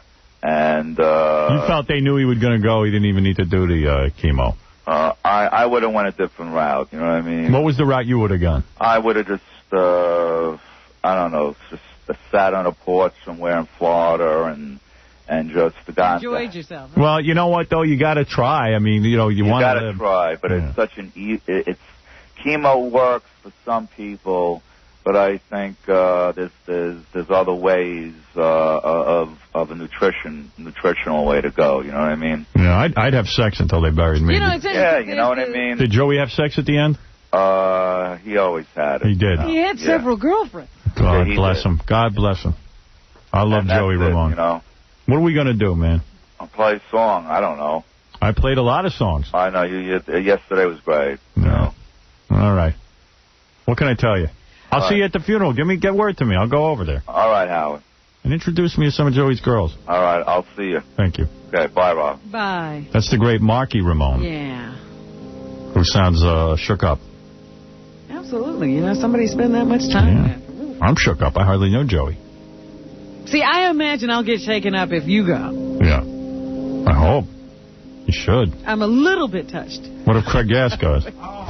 I love Joey, but I enjoyed him while he was alive. See, Greg Fitzsimmons had his father die, so he knows about that. Yeah. Your dad died of cancer. No, heart attack. Remember, sudden heart attack. Yeah, but he smoked himself to death. You see, Joey didn't even smoke. See, at least he could say, well, okay, in a way, he smoked. Joey didn't smoke? Yeah, you say, oh, he shouldn't have smoked if he wanted to live, but Joey didn't even smoke. Yeah. Drank a lot. He did. He did a lot of drugs. Yeah, he could have accidentally died at any time. Right. It's a miracle he lived that long. Yeah, people smoke their whole lives and they don't get it, and then somebody else gets lung cancer. Andy Kaufman, didn't he have lung cancer and he never smoked? Never smoked. Yeah. I don't understand the Andy Kaufman thing. He was so damn healthy. Yeah. But I looked at him and never thought he was a health nut either. You know, he didn't look like a health nut. No, he looked like a nut. There's some chick out there who's been waiting since 6 o'clock in the morning to meet me, but and she's about to cry. But the reason she's here is some company tried to send her in here to get free advertising for her product. So why is she crying? She thought she was going to meet me, but you know what? Tell him to pay for her to stay another day. No, I actually found out the story. You should meet her for just a very quick second. The deal is, it's some orange juice company, right? Yeah. Well, why should we give them a free plug? Let them buy some spots. You know what? I think she'd come in and you don't have to plug. Yeah. And it just so happens that they wanted to send it up with bagels, and her boyfriend owns the bagel company. And she, you know, when he heard that they could send her bagels, she said, I have to go meet Howard. She saw me and she started tearing up. Really? You think she'd cry if she met me? She'll just lose well, when I almost told her that she wasn't going to get on, she started to cry again. Oh. I mean, I got to... It's 2 minutes of your time. It's never it's never 2 minutes. All right, so you know what? I'll send her away. And it's get her on camera crying when you send her away. Send her away and send her cry on camera. Don't let those tears go to waste. Okay. You know what? Let me take a break. We come back, maybe I'll let it... Yeah. Tell her Joey Ramone died. Oh, that means nothing. That means nothing to her. You know, I got to take a break. What? No, I'll tell you off the air. It was so funny because Marky was saying how, you know, he helped Joey get sober. And when I was listening to the tape of those guys, that was one of the big arguments. Who got who sober? Joey goes, you didn't help me get sober. What are you, Mother Teresa? Yeah. You can take credit for that, too? Oh, it's great. We're going to play that tomorrow. Well, Joey can't argue now. Yeah. We're going to take a break, and we'll be right back. I sympathize with him because here he is, the father of America, and he can't come out of the closet. Wanting to... We sell No. I'm it not was that... not, no, hello. It's not for it's not for that. It's not for that at all. I came up because I just want to meet you. And in the interim, I brought you a present. That's I don't all. want a present. Okay. You don't have to give me a present. Why do you want to meet me so bad? Because I love you. Really? Yes. Why? I love everything about you. I've been listening to the show since I'm 19. Everything you said. How old are you now? Do I have to say? Yeah. All right, 34. Jeez, we've been on that long. I love you. I knew you were going to say that. You love me a long time. I knew you were going to say that. All right, what do you want to do? You want to come in and just look at me? I want to come in. I want to talk to you. You see, I don't have a lot of time. I got to get out of here. I know. I just want... I got a meeting. I really want to meet you. Oh, God. All right. Real quick. Just 2 seconds you can come in. Can I bring you the gift? Can I just tears or anything? But you're not crying. You don't want to meet me there. What do you want me to do? Cry. I'm very upset. I really am. I've been here since 6 o'clock this morning. You going to show me those boobies? How about a gangbang? I don't know. I don't think you want to see them. Sure we do. No. All right. Listen, let me just come in. All right, 1 second. Come in. I don't even know why I'm doing this. Everybody come. It's easy to get in here. Yeah. You know what? You're right. Let's just send her home. Okay, send her home. No. Hello? Yeah. Hello, please. Okay? I really... Will you get naked and let us throw paper at your ass? No, please, come on. Will you show us at least one boob? Listen. Half a boob. Honey, come on in and say hello real quick. Come on. Thank Come you. on I in. appreciate it. All right, real quick. Let her come in. By the way, is there going to be a new Buffy anytime this year? Tonight. Oh, for goodness New Buffy sake, the Vampire. They have been in reruns forever. And also that show, Chains of Love, which Tom Noonan keeps calling me. This guy's a character. Is it supposed to be any good? I see the reviews are terrible. Well, I got to tell you, this is funny, but... Oh, here's the broad. What's your name, honey? Come say hello. Hi. Yeah, you're cute, girl. Thank you. What do you want me to say to you? No, I don't want you to say anything. You got hired by an orange juice company where they tell you to come down here and stand here and act like a nudnik? No. What did they tell you? No. The juice company hired the bagel store to give you a platter of milk. Get close to the microphone. To make a platter up for you, the bagels. Oh, I see. Okay, and my boyfriend owns the bagel store, so when they heard K-Rock, I don't care. But why would the juice company hire a bagel store to send us a platter? Because I don't think that's what happened. Yes, I think the juice company's trying to get a promotion. So they hired the bagel store to get bagels with their juice. Correct. But the juice place hired her to come down here and promote the juice. Right. Not really. Not. Will you pour the juice down your ass and then you can hang out? How much is she getting paid for this? I'm not getting paid at all. Come on, strip, you slut. So anyway, we met. Nice to meet you. It's very nice to meet you, too. I just wanted to let you know that I'm listening to you since Thank I'm you. 19. That's great. By the way, I'm very complimented. Thank you. No, I really love There's you. just nothing really to talk to you about. Well, Forgive me. Howard. I meet tons of people who say, you got to put me on the show. And I go, why? And they go, well, I'm just so interesting. Right, yeah. No, I'm not saying I'm interesting. I'm just saying that I love your show. Thanks. Howard, there's a big plate of bagels in the green room. Let's get them and chuck it at her. No. Just get out of here. Why are you so angry with women for, man? All right. Yeah, because you can't get it up. You date He was cute. I said he was cute. Right. That makes him angry. You know why? Because he has trouble getting it up for women. He's a latent homosexual. Right. That's true. Anyway, nice to meet you. Thanks for coming in and saying hello. Okay. Okay. Nice to meet you. Take care. Bye-bye. There she goes. Nice girl. I don't know the well, name. that was but exciting. what am I going to do? What I need her to leave here crying. If it's that great meeting me, then come meet me. It's like meeting the Wizard of Oz. You pull the curtain back and it ain't all that exciting. That's all. Tomorrow, Paul Hogan, a.k.a. Crocodile Dundee. Looking forward to meeting him. Craig Kilborn going to stop by, too, the host of the late-night television show that follows David Letterman. Like to have him on the show. He thinks I hate him, so he's coming in. You know, I hate to say it, but there is something sexy about him. Yeah. Really? Yeah. Hey, you're a girl. You would know. There's something sexy about him. I met the guy. He's a nice enough guy. I don't watch the show, but I'm not up that time of night. I don't watch the show either, but I used to see him on that other show he had on Comedy Central when I was tooling around the dial. Daily Show. Yeah, and I'd always stop to look at him. Wait till you see him in person, though. It's weird. It doesn't happen in person? He doesn't have like a face. It's like they have to, when he gets on TV, he looks like a person, but in real life, he doesn't. He doesn't, huh? His face kind of washes out. That's what I found. Well, I know I've even run into him in the gym, and I was not impressed in the gym, but I'd have to stop and look at him every time I saw him on TV. Yeah, he looks good on TV. He does have a nice build. Yeah? You like him? Yeah, he's got a nice build. It's not gay. It's not you gay. find something sexy about him, too. I'm just training. I'm doing my martial arts. Hey, Grasshopper, want to have a circle jerk? Do you have any interest in this Chains of Love show? What's funny about it is, so the guy that I deal with over at Paramount, on UPN for that cartoon, if I ever get it on the air, it'd be a miracle. But Doomsday, right? Yeah. So it's Tom Noonan. I always talk to him about Doomsday. So he got a call from me the other day. He wants to talk to me. So I thought it was about Doomsday. He goes, by the way, we sent you an advance copy of Chains of Love, our new show. And he must think I'm a real idiot. He goes, we sent you the advance copy. Now, do me a favor. Dean Valentine and I are very concerned that you don't reveal the ending to the show. Even though it's really not a Survivor show, we don't want you to reveal the ending, please. And I said, you know what, Tom? I assure you, I will not reveal the ending to your show. In fact, when I hung up the phone, I said, I'll assure him also, I ain't even going to watch the show. You should have said, you know what? I can't reveal the ending because I haven't seen it. Because I threw it in the garbage. So, he was trying to play me like, listen, I'm letting you see this advance, but because he's desperate, I guess, to get some publicity for it. I guess so. But, Tom, I got to be honest with you. I don't have any interest in seeing that show about 4 people chained up together. It's a guy with 3 women. I don't even... together. It doesn't appeal to me. I'll reveal the ending. 2 episodes off the air. Yeah, there's the ending. 2 episodes, no ratings, and then it'll be off the air. And that'll be the end. That's it. Good. I got the next reality show. Which is? I want to pitch a show to all the networks called Surprise Funeral. Just 20 people in a room. They all knew the dead guy. Sealed casket. First one to guess gets $20,000. Ooh. Everybody just scanning the room. Mom?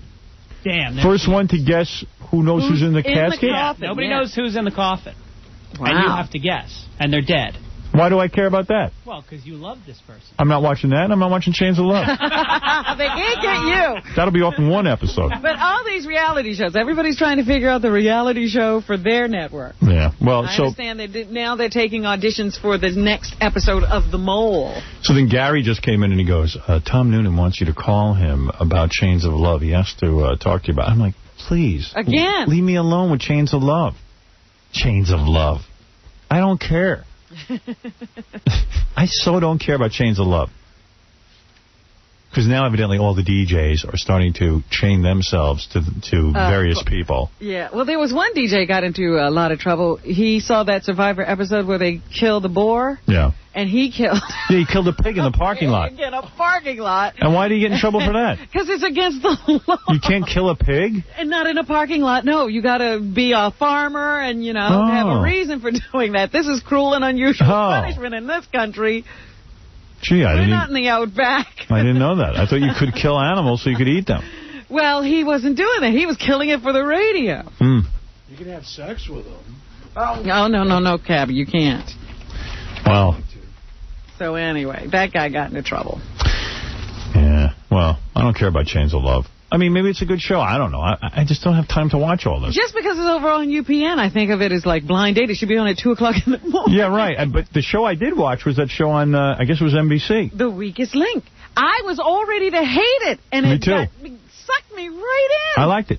I don't know that I'd make an appointment to see it again. I don't know either. That's my decision I have to make, whether I can watch it again and again and again. The reason I watched it was 8 o'clock. There was absolutely nothing else on. Mm-hmm. I put it on, and I watched it. And it was fun, but, I know it's on again tonight, but I don't care. The other thing that really intrigued me was that they had one of their contestants was a funeral director. Right. And I was like, man, you never see those people. Yeah, well... This guy, I'm sure, was straight, but like most funeral directors, for some reason, are gay. But, they're always hidden. Have you ever walked up to somebody and said, what do you do for a living? They say, I'm a funeral director. Mm-hmm. You never meet them. Right. All right, what's in the news, Robin? Jamal Shine Barrow is in the news. He's the guy who was on trial with P. Diddy. Right, Puff Daddy. When he was Puff Daddy. Yeah. He's now out to try to change his image. Have you heard about this?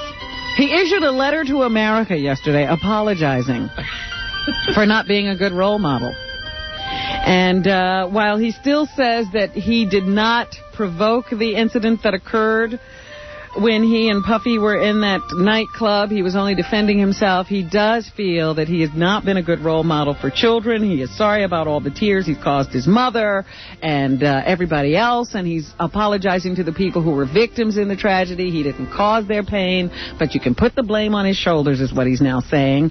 He could get a lot of jail time when he's sentenced in December or whenever they're having the sentencing. They delayed it. So he has some time to work on his image. He is now showing remorse. I guess he's trying to influence the judge, hoping that he doesn't get any long jail time, because this is for real. He's now saying he was overly influenced by his own music. He really got into that whole gangster thing. Yeah. You know, the music was good, and I started to listen to it and think I was a gangster, too. I started listening to what I was saying, and I got entrapped. Got caught up in it. He even found himself some minister who's now his advisor, who's showing up with him. And hey, never mind that guy. Doing all of that stuff. And he's upset with Puff Daddy because Puff Daddy kept him at a distance. At a distance during that whole trial. So what about doing his thing? Yeah, you're not supposed to turn on your posse. What about Rosie O'Donnell's hand? What is with that? I'll get to that. Because that's all I care about.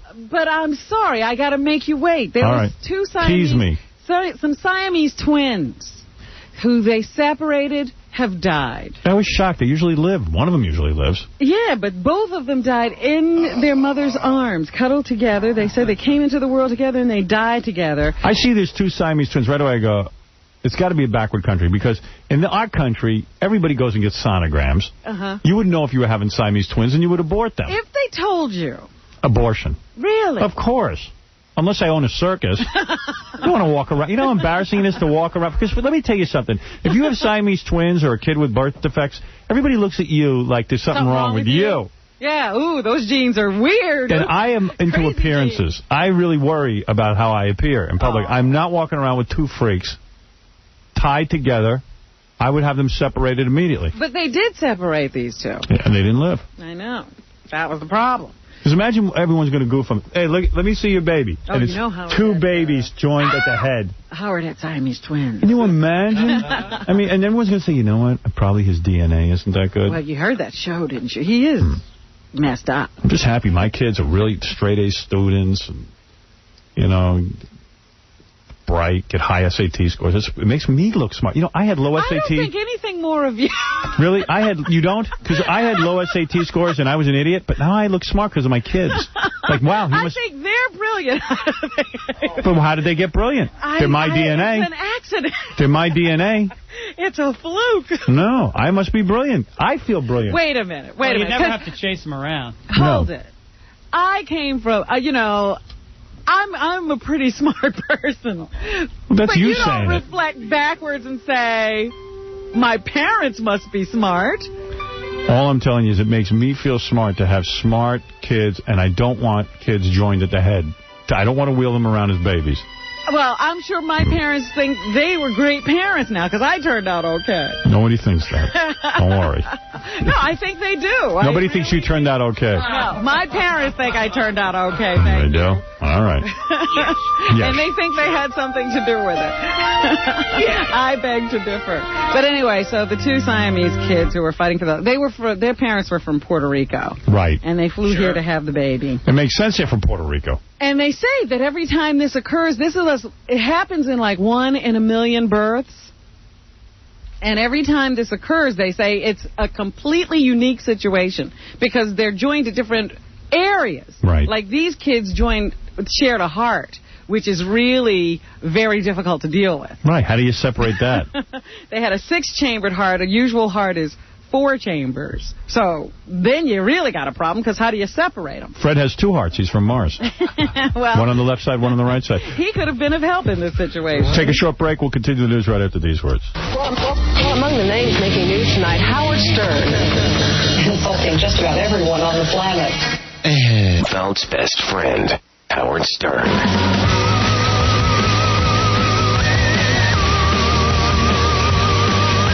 Hey now, what's this?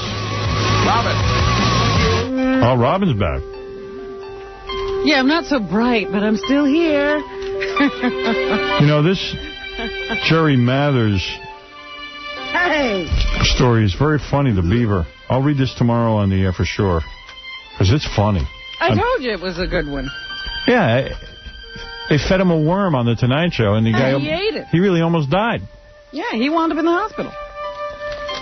Sick for a long time before he would even go check it out. There's even a dude on the phone. I got to just tell this guy to call back tomorrow. Hey, John.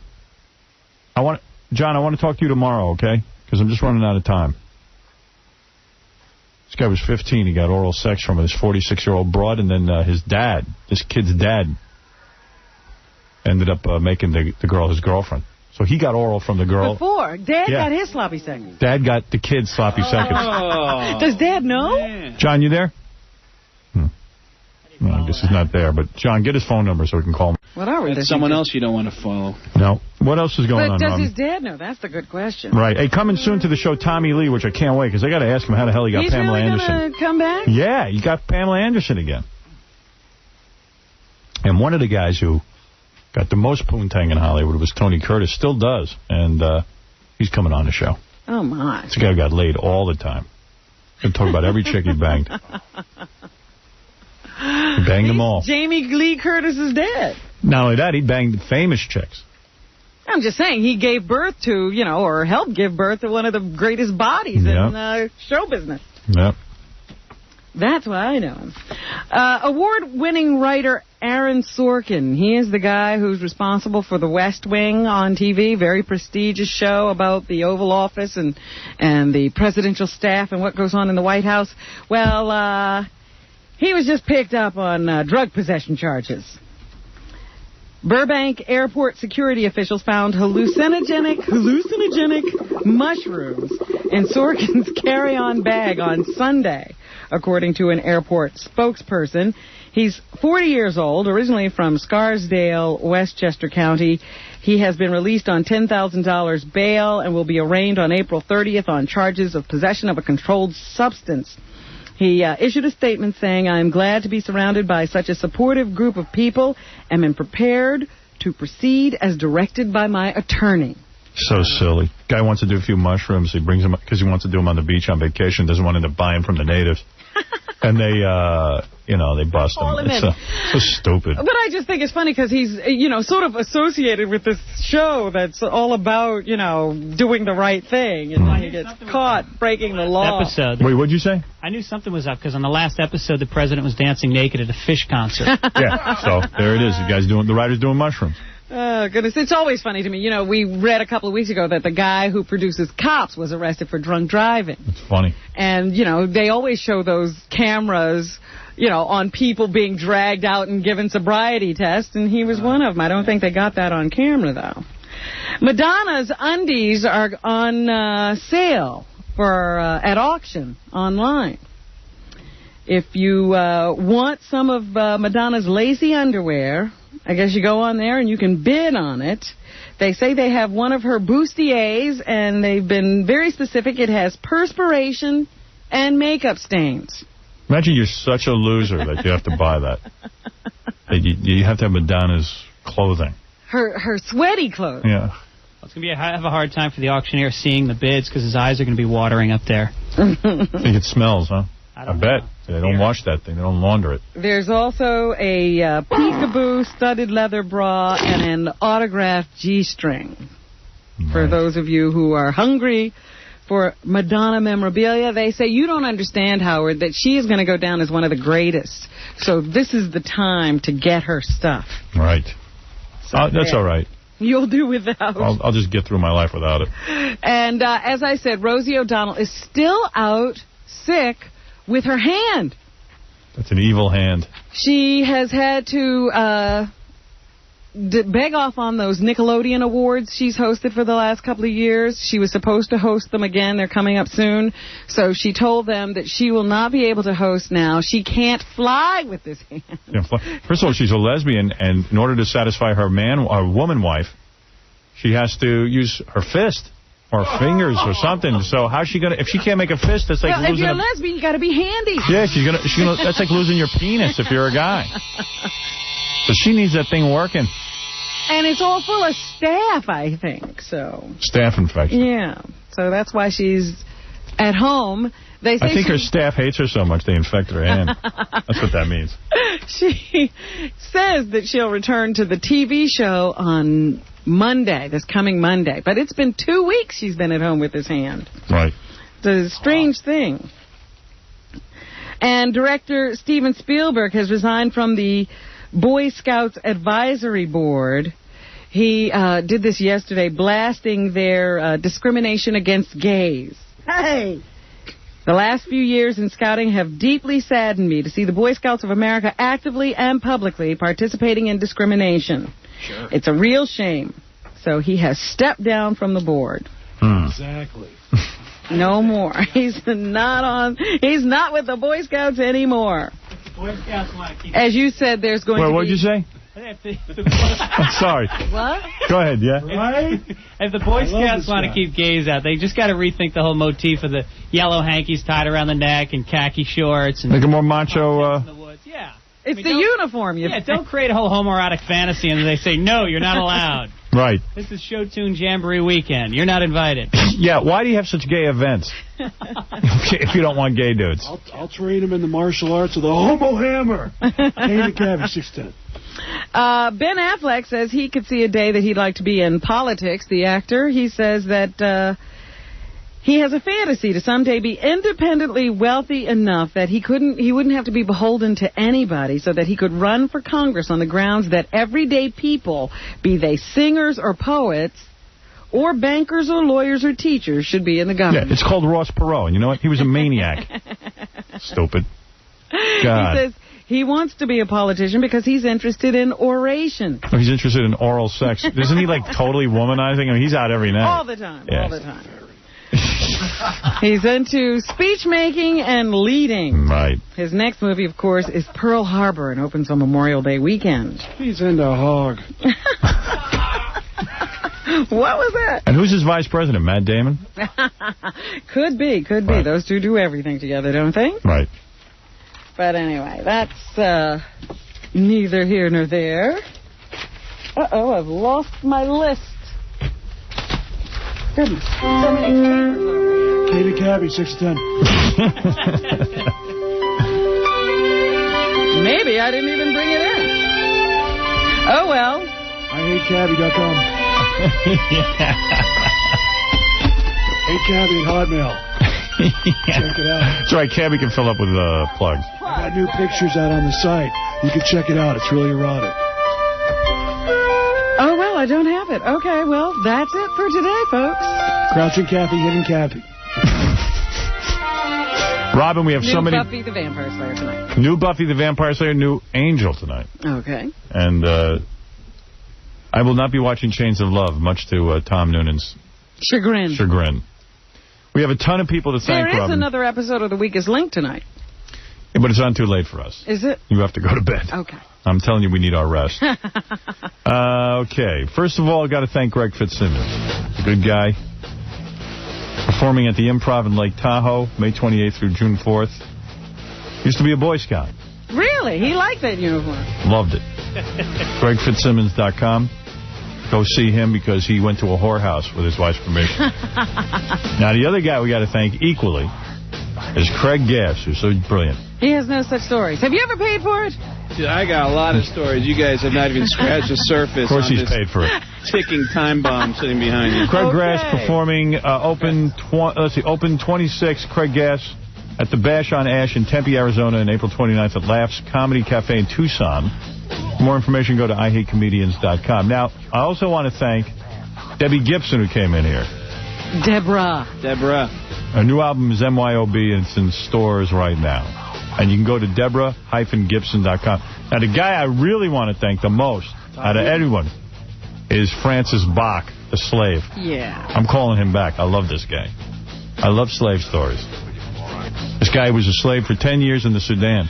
It's not fun to be a slave. And I think he felt like he couldn't get his whole story out because I was laughing too hard, so we're going to get him back on. I don't think he understood your sense of humor. A little bit of a language gap. I guess if you spend 10 years of your life enslaved to a white man, I think you tend to just sort of lose your sense of humor. I understand that.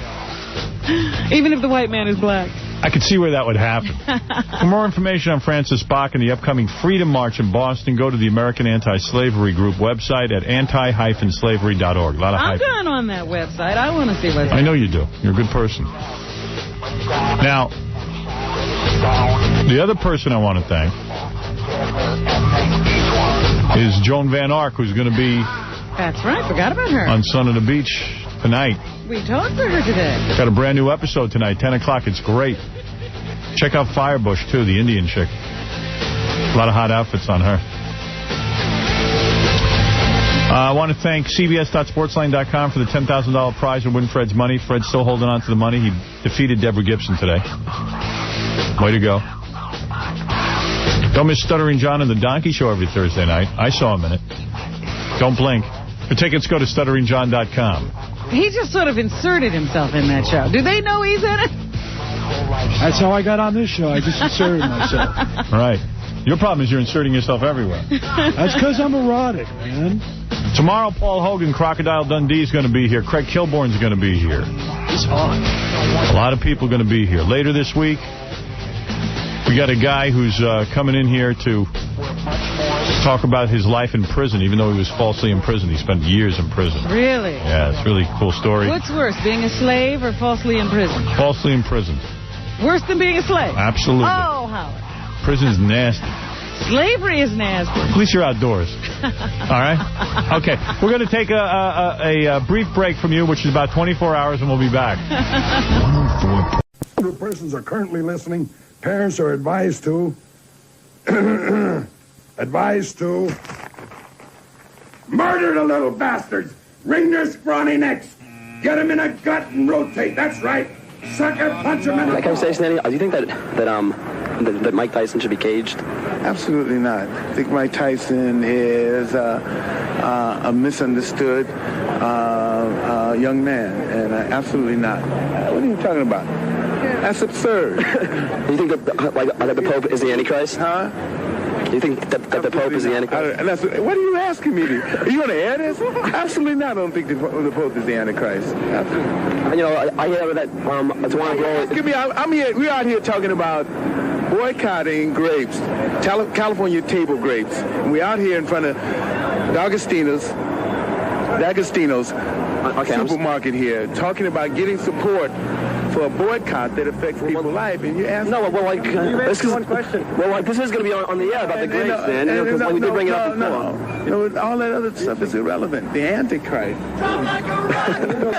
Goes down the drain, but voting is friendship, a bad name. Screwing me over, your only aim, but voting is friendship, a bad name. I hope your career goes down the drain, but voting is friendship, a bad name. But voting is friendship, a bad name. But voting is friendship, a bad name. But voting is friendship, a bad name. You don't have to go on Stern. You don't have to go on Stern. You don't have to go on Stern. You don't have to go on Stern. We couldn't be happier to have our next guest on the program. He drops by periodically, hasn't been here in some time, and we're always eager to check in with him and see what's going on. This man hosts a radio program which is simultaneously broadcast here in New York City, also Philadelphia, and Washington, D.C. Ladies and gentlemen, please welcome back to the program the lovely, the talented Howard. He's spitting on you. But in this studio, he's far enough away from me that he doesn't have to spit on me. Land somewhere in between you and... Yeah. All the goob falls right on the telephone, not on me. Although I do remember last time he was here that although I thought he was very funny, he was incorrigible. Yeah. You know, he's hard to, that's why he's coming at 9:30. That's when we're done with everything, Robin.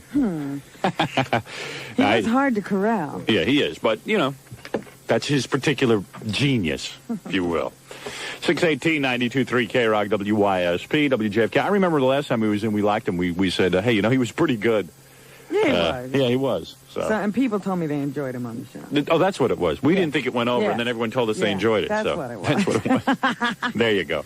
We had to be convinced. Yeah, but hey, we're easily convinced. If you like something, just let us know. We'll have it on ad nauseum. That's right. 619-92.3 K-Rock, WYSP, WJFK. Gary, get the list of what's going to be on Best Of. Hi, you're on the air. I'm real tired today. I was not looking forward to today's show because I don't know if it's psychological with me or not, but when you have vacation week coming up. I was going to say, pre-vacation exhaustion. Yeah, and last night I was up till about, we were up till about 10 o'clock last night. Me. I was up till 10 o'clock. Because for most people, that's not being up late. Yeah, and for me, that's like, forget it. I start panicking around 10. I go, what am I doing away? Because I've been trying to lose weight so I don't stuff myself full of food before I go to bed. And I don't know, lately, maybe I have more energy or something. But I just can't. You couldn't put yourself down. No, and then I'm debating in bed, do I get up? Should I urinate? Should I just lay here? There's a You ever get that? Like Should I urinate? Yeah, it was a tough decision. Like, oh, maybe I'm in the mood to sleep. Maybe I can't sleep because I have to go to the bathroom. I have to pee so bad, and then... I usually give in to that one and say, obviously, this is what's keeping me up. Yeah, because you don't know what to do. And then I'm like, I don't know, maybe I better masturbate. I don't know. And then I do that, and that doesn't work. And if you get too worked up with all the reasons you can't sleep, then you get crazy. Yeah. So then I watched, what did I watch last night? I was watching a lot of TV because I couldn't sleep. I watched that Diane Sawyer show with the live one. Prime time. I haven't seen that yet. There's no reason to have a live audience there. It's 60 minutes with a live audience. Yeah. And they introduce topics, and then they go into a tape, and they have a live audience sitting there applauding. They've been working on that show because I remember seeing just a moment of the first one. Yeah. And they actually had two Washington guys, two guys in the State Department or something, standing in front of a map explaining troop movements in the Mediterranean or something and arguing about it. Dull stuff, huh? Yeah, really bad. Yeah, it looked pretty dull last night. And Channel 2 ran this weird show on crack, and they were showing crack babies. That something about Crack Street? Yeah. Return to Crack Street. Dan Rather just goes around and, interviews people on crack. Yeah, that's a good interview. And sees them selling crack and stuff, What do people like what do they say when they're on crack? I found it interesting that, of course, Long Island is making a big deal over at the Nassau Coliseum. The Vice Squad is making a very, very big deal about some girls might be taking off their top at my live show, and that they will be there to arrest me. But yet Dan Rather can go out and buy crack anywhere in the United States, including New York. It's just too weird.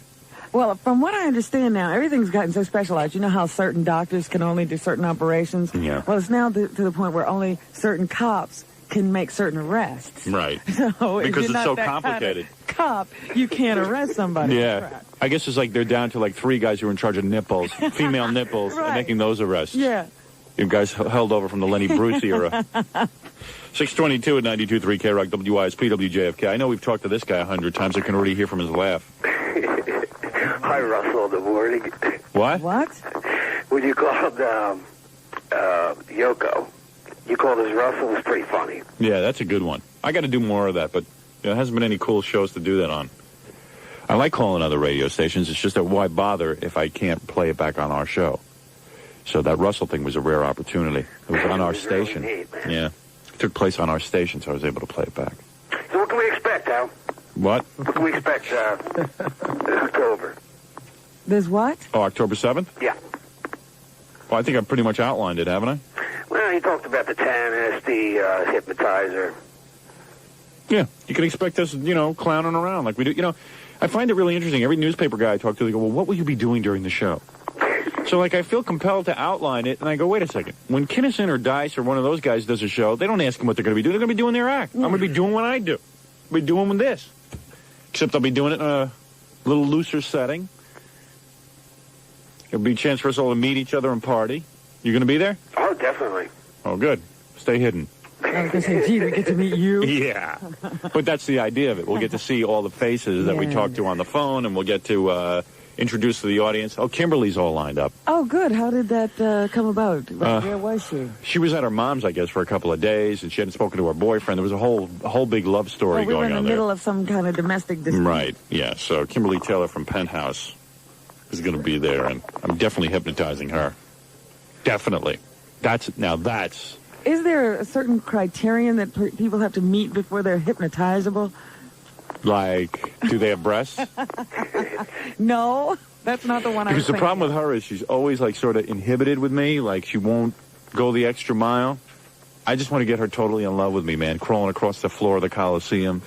Me riding on her back pony style.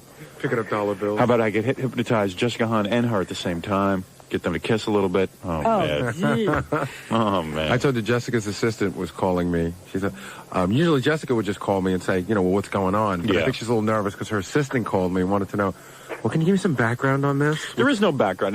I really want to go into it like the radio show. Just know, like the birthday show, Robin, when we basically don't know what we're going to do. We just have all the elements Whatever there. happens, happens. Yeah, because I met with the lighting guy from Nassau Coliseum, and he said, well, listen, you're going to have to give me a layout of the show so that I can follow it with lights. And I said, no, just have general lighting, because there's no way you're going to be able to follow anybody. General lighting's going to be there. General lighting, and I believe corporal telephone will be there. Oh, here's the other question. I met with those guys, and they said we could have live telephone hookups, which is kind of interesting. If we want to make phone calls out, I wouldn't necessarily get phone calls in. Well, they said, we could take phone calls in if we wanted to have celebrities. Oh, yeah? Like if Belzer can't make it, maybe he can call. Yeah, but I don't know if people want to watch us on the phone. Yeah, they want to watch us talk on the phone. I don't think the phone is necessary, but I could be wrong. Well, I don't know how it's going to sound in the Coliseum. That's the other thing. Remember when we used to do that phone thing? Yeah, well, we got a real pro outfit doing it this time. But I'll tell you, it would be like the birthday show. But I'll tell you, and also we can work with headphones there, which we wanted to know. Okay. We can do it just like the radio show. Sit there, slap on headphones. That way we're not yelling. Part of the problem, we used to live perform, we would yell because you have such bad monitoring systems. You don't know that people can really hear you. So if we just slap on headphones. So everything is done like this. Yeah, right. And your throat hurts afterwards. Oh, yeah. If I can wear headphones, man, I'm cool. So we could sit at our tables, do our show. I don't have to memorize song lyrics. I could just sit there on the show and sing, and do the whole thing, that kind of stuff. And the best way to describe it to this guy is every kooky person that ever walked through the show will be there. If you think of anybody, Siobhan, stutterers, Tourette's people, anybody is going to be there. Yeah. I was on the phone yesterday negotiating with a woman with no arms and legs. That was funny. You walked in on it, Robin. It was unbelievable. Funny. She wanted me to pay her. She was like, "Can you give me some money now?" So she wanted to an advance. Well, it was real weird. She called up and she said, she's here in New York right now. So she said, rather than go back to Philly or wherever she lives, Atlantic City. She says, this was the conversation. She goes, rather than go back there, why not let me just stay in the hotel for 60 days? Will you pay for my hotel for 60 days? Or whatever. See, these armless, legless people. Yeah, I know. They're really pushy. She wants an arm and a leg. So I said, wait a second. I said, how much is your hotel room a day? She goes, $60. I go, what do you want, thousands of dollars to appear? $60? Where's she staying? All we want you to do is play the Star Spangled Banner. So what I basically did was I said to her, listen, I'll guarantee you a couple of $100. And, because I want to help her anyway. Right, sure. Most of the people performing are, people are just visiting us. It's not like it's a performance, and all she has to do is play the Star Spangled Banner. And also, she doesn't want you singing with her. Okay, I can understand. Wait till you see her. She's real frightening. She goes, I'm a solo artist. Very well, Celestine. I wouldn't step on you. Yeah. The conversation I had with her at first was she wanted to do rehearsal. Yeah. She's not used to playing with somebody else. Just get her out there. So anyway, then I said to her, why don't you set up a basket out in the hall of the Coliseum? When people are leaving, you can sit there and play, and maybe you could collect $10,000 maybe that night. Yeah. I mean, if everyone in the Coliseum gives her $1, she'll have $15,000. And people will feel bad for her after we get done with her. So it'll be great. Howard, you're in for a treat when you see her. She looks like a huge California raisin. You terrible person. Yeah. She does. She's wearing. So she says to me, "Can you come down to the hotel now and give me the money and pay? So I don't have to leave." She wanted the money in advance. I said, "No. You'll get." You stay in New York for $60 a night. I don't know. Someplace. Goodness. And I'm sure it's not the St. Regis. It's one of the Helmsley hotels. Yeah, right. She's actually staying in New Jersey. Oh, okay. Oh, okay. That makes a little bit. She's a real nice lady and everything. We dealt with her real fine. And I just said, I'm not paying you in advance because, that doesn't mean, then how do I know you're going to be there that night? Mm-hmm. What's your incentive? And then didn't she say something about announcing where she'd be or something? Oh, yeah, that's right. She said, can you do me a favor? And since she's in New York, she's working in New York. She said she's going to be at Grand Central Station today. The armless and legless lady who will be at our live show. So if you see her, say hello. And maybe throw her a couple of bucks, all right? Not too much, because we want to make sure she's hungry that night. Keep her hungry. Yeah. Until we Just enough to keep her in the hotel room. Throw her a couple of bucks. Hey, but, she legitimately, she's got a pretty rough, man. No arms and legs. You could say that she deserves some kind of handout, I got no problem with her getting a hand out. I just can't imagine the pregnancy. She had 2 kids. Oh, well, we'll talk to her that night. I want to know about the sex. But that's the kind of show. I mean, the way me and Robin are talking here is the way we plan to do it at the Coliseum. And I'm working on getting some cameras there, Robin, to capture the whole thing. So, working on it. And if anybody wants to, you can still pick up, like, they're called limited view seats. But I don't know why they're called limited view. They're only up high. They're not limited in their view. But they're available at the Coliseum. They always hold back some. So you can be there for the fun. Right? Absolutely. Yeah, I don't know why they hold those at the Coliseum. I said they should make them available through Ticketmaster charge, but... Hey, they have their policies. Exactly, Robin. Like we have ours. Yes. Which means we have to break for commercials. That's a very strict policy. Dude, have a good weekend, and pull the plug on Washington. The hell with them. You're sick of them, too, huh? Yeah. Yeah, Washington's got me stumped, and everybody in radio is stumped by it. We've virtually taken away every rating point this Grease idiot has, and yet the ratings haven't risen on our side of the They fell into scale. a void somewhere, those ratings. Yeah, it's real weird, man. Whoever's taking the ratings ought to get their act together and figure out a way of sort of monitoring all that. Does the rating service not scratch its own head when something like that happens? Yeah, I mean, why would this guy lose all his ratings? I mean, for what reason? The second we came into the market, all of his ratings started dropping. Wouldn't you draw the Yeah, you'd say, well, look, there's something conclusion? happening in the market, Yeah. and it's not reflected in our current statistics. Let's go look for it. Yeah, what's wrong here? Could be people in Washington don't know the name of the radio station or something. It's WJFK. I'm Howard. She's Robin. Okay. Now we got that straight. Maybe people thought I was Robin. Maybe. They could have been confused. You don't know. So the Robin Show. I wrote my Larry King column, too, for the Post. Did you? Good. Yeah, I want to read it to to you. Yeah, I'll read it to you. Okay. Yeah, before I submit it. This is just your rambling, random thoughts. Yeah, it's the ravings of a lunatic. Stay here. This could be frightening. Yeah, right. But actually, I tried to make it coherent enough that the Post would buy it. You know what I mean? I did a You legitimate... didn't write every thought you had. Right. Like, if I did that... Like, you know what you should do? You should take the outtakes Yeah, well... and write them for another magazine. You might think this is too conservative, actually. Well, that's what I'm saying. Yeah. Your outtakes should go into Penthouse or something. Right. Because I kind of, I scaled things down. Uh-huh. And I actually might... But I try to make it ramblings, you know? Yes, I just wonder if Larry King really thinks like that. Yeah, I think so. I think he's a bad writer who basically, this is his way of getting around, writing a bad column. He just, instead of trying to write a column, he just writes rambling thoughts. No, I'm just saying, are these really the thoughts he had? Oh, yeah, absolutely. Oh, yeah. Geez. Well, he's got a problem. We get right inside his head on that column. 632 at 92.3 K-Rock, WYSP, WJFK. When we come back, I'll read that to you. We can start the news and do everything we have to do. Also, I've got to get to a 3 for today, a rock block of our songs. Yeah, you promised us that. Also, I do have to get one more play on Lifestyles of the Radio Famous and Lifestyles of the... Rich and Dicky with Regis Philbin. Haven't heard any feedback on that from Regis. You know, I think people are so overwhelmed with the live show and everything else that's going on. We can't hear. They can't keep up. Yeah, there's a lot of stuff going on. What are you doing? I don't know. I dig this. I mean, I dig listening to this guy. He's got a whole bunch of things going on. It's like autoerotic asphyxiation. Yeah. Are you naked in a closet? Are you tied up naked? No, I'm in the dog's air-conditioned room. No. My wife's like Tammy. No, what's that whole thing? That whole... Dog walking. What? He's staring at me because I'm in his air-conditioned room.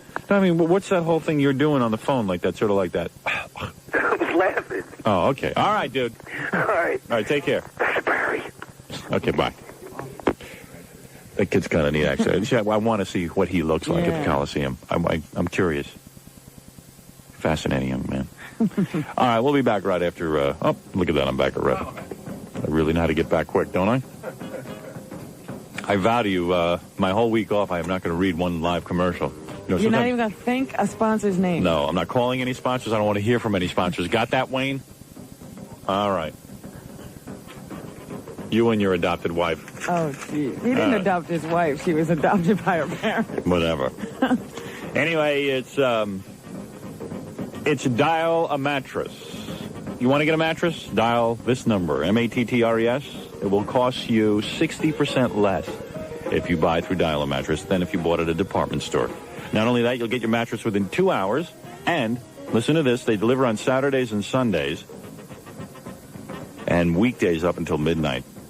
That way you don't have to miss work waiting around for a delivery all day. Thank goodness. Hey, listen, if they don't get your mattress there within the 2 hours you specify, they take an additional 10% off the price. Just like that. That's kind of fun. Play the odds.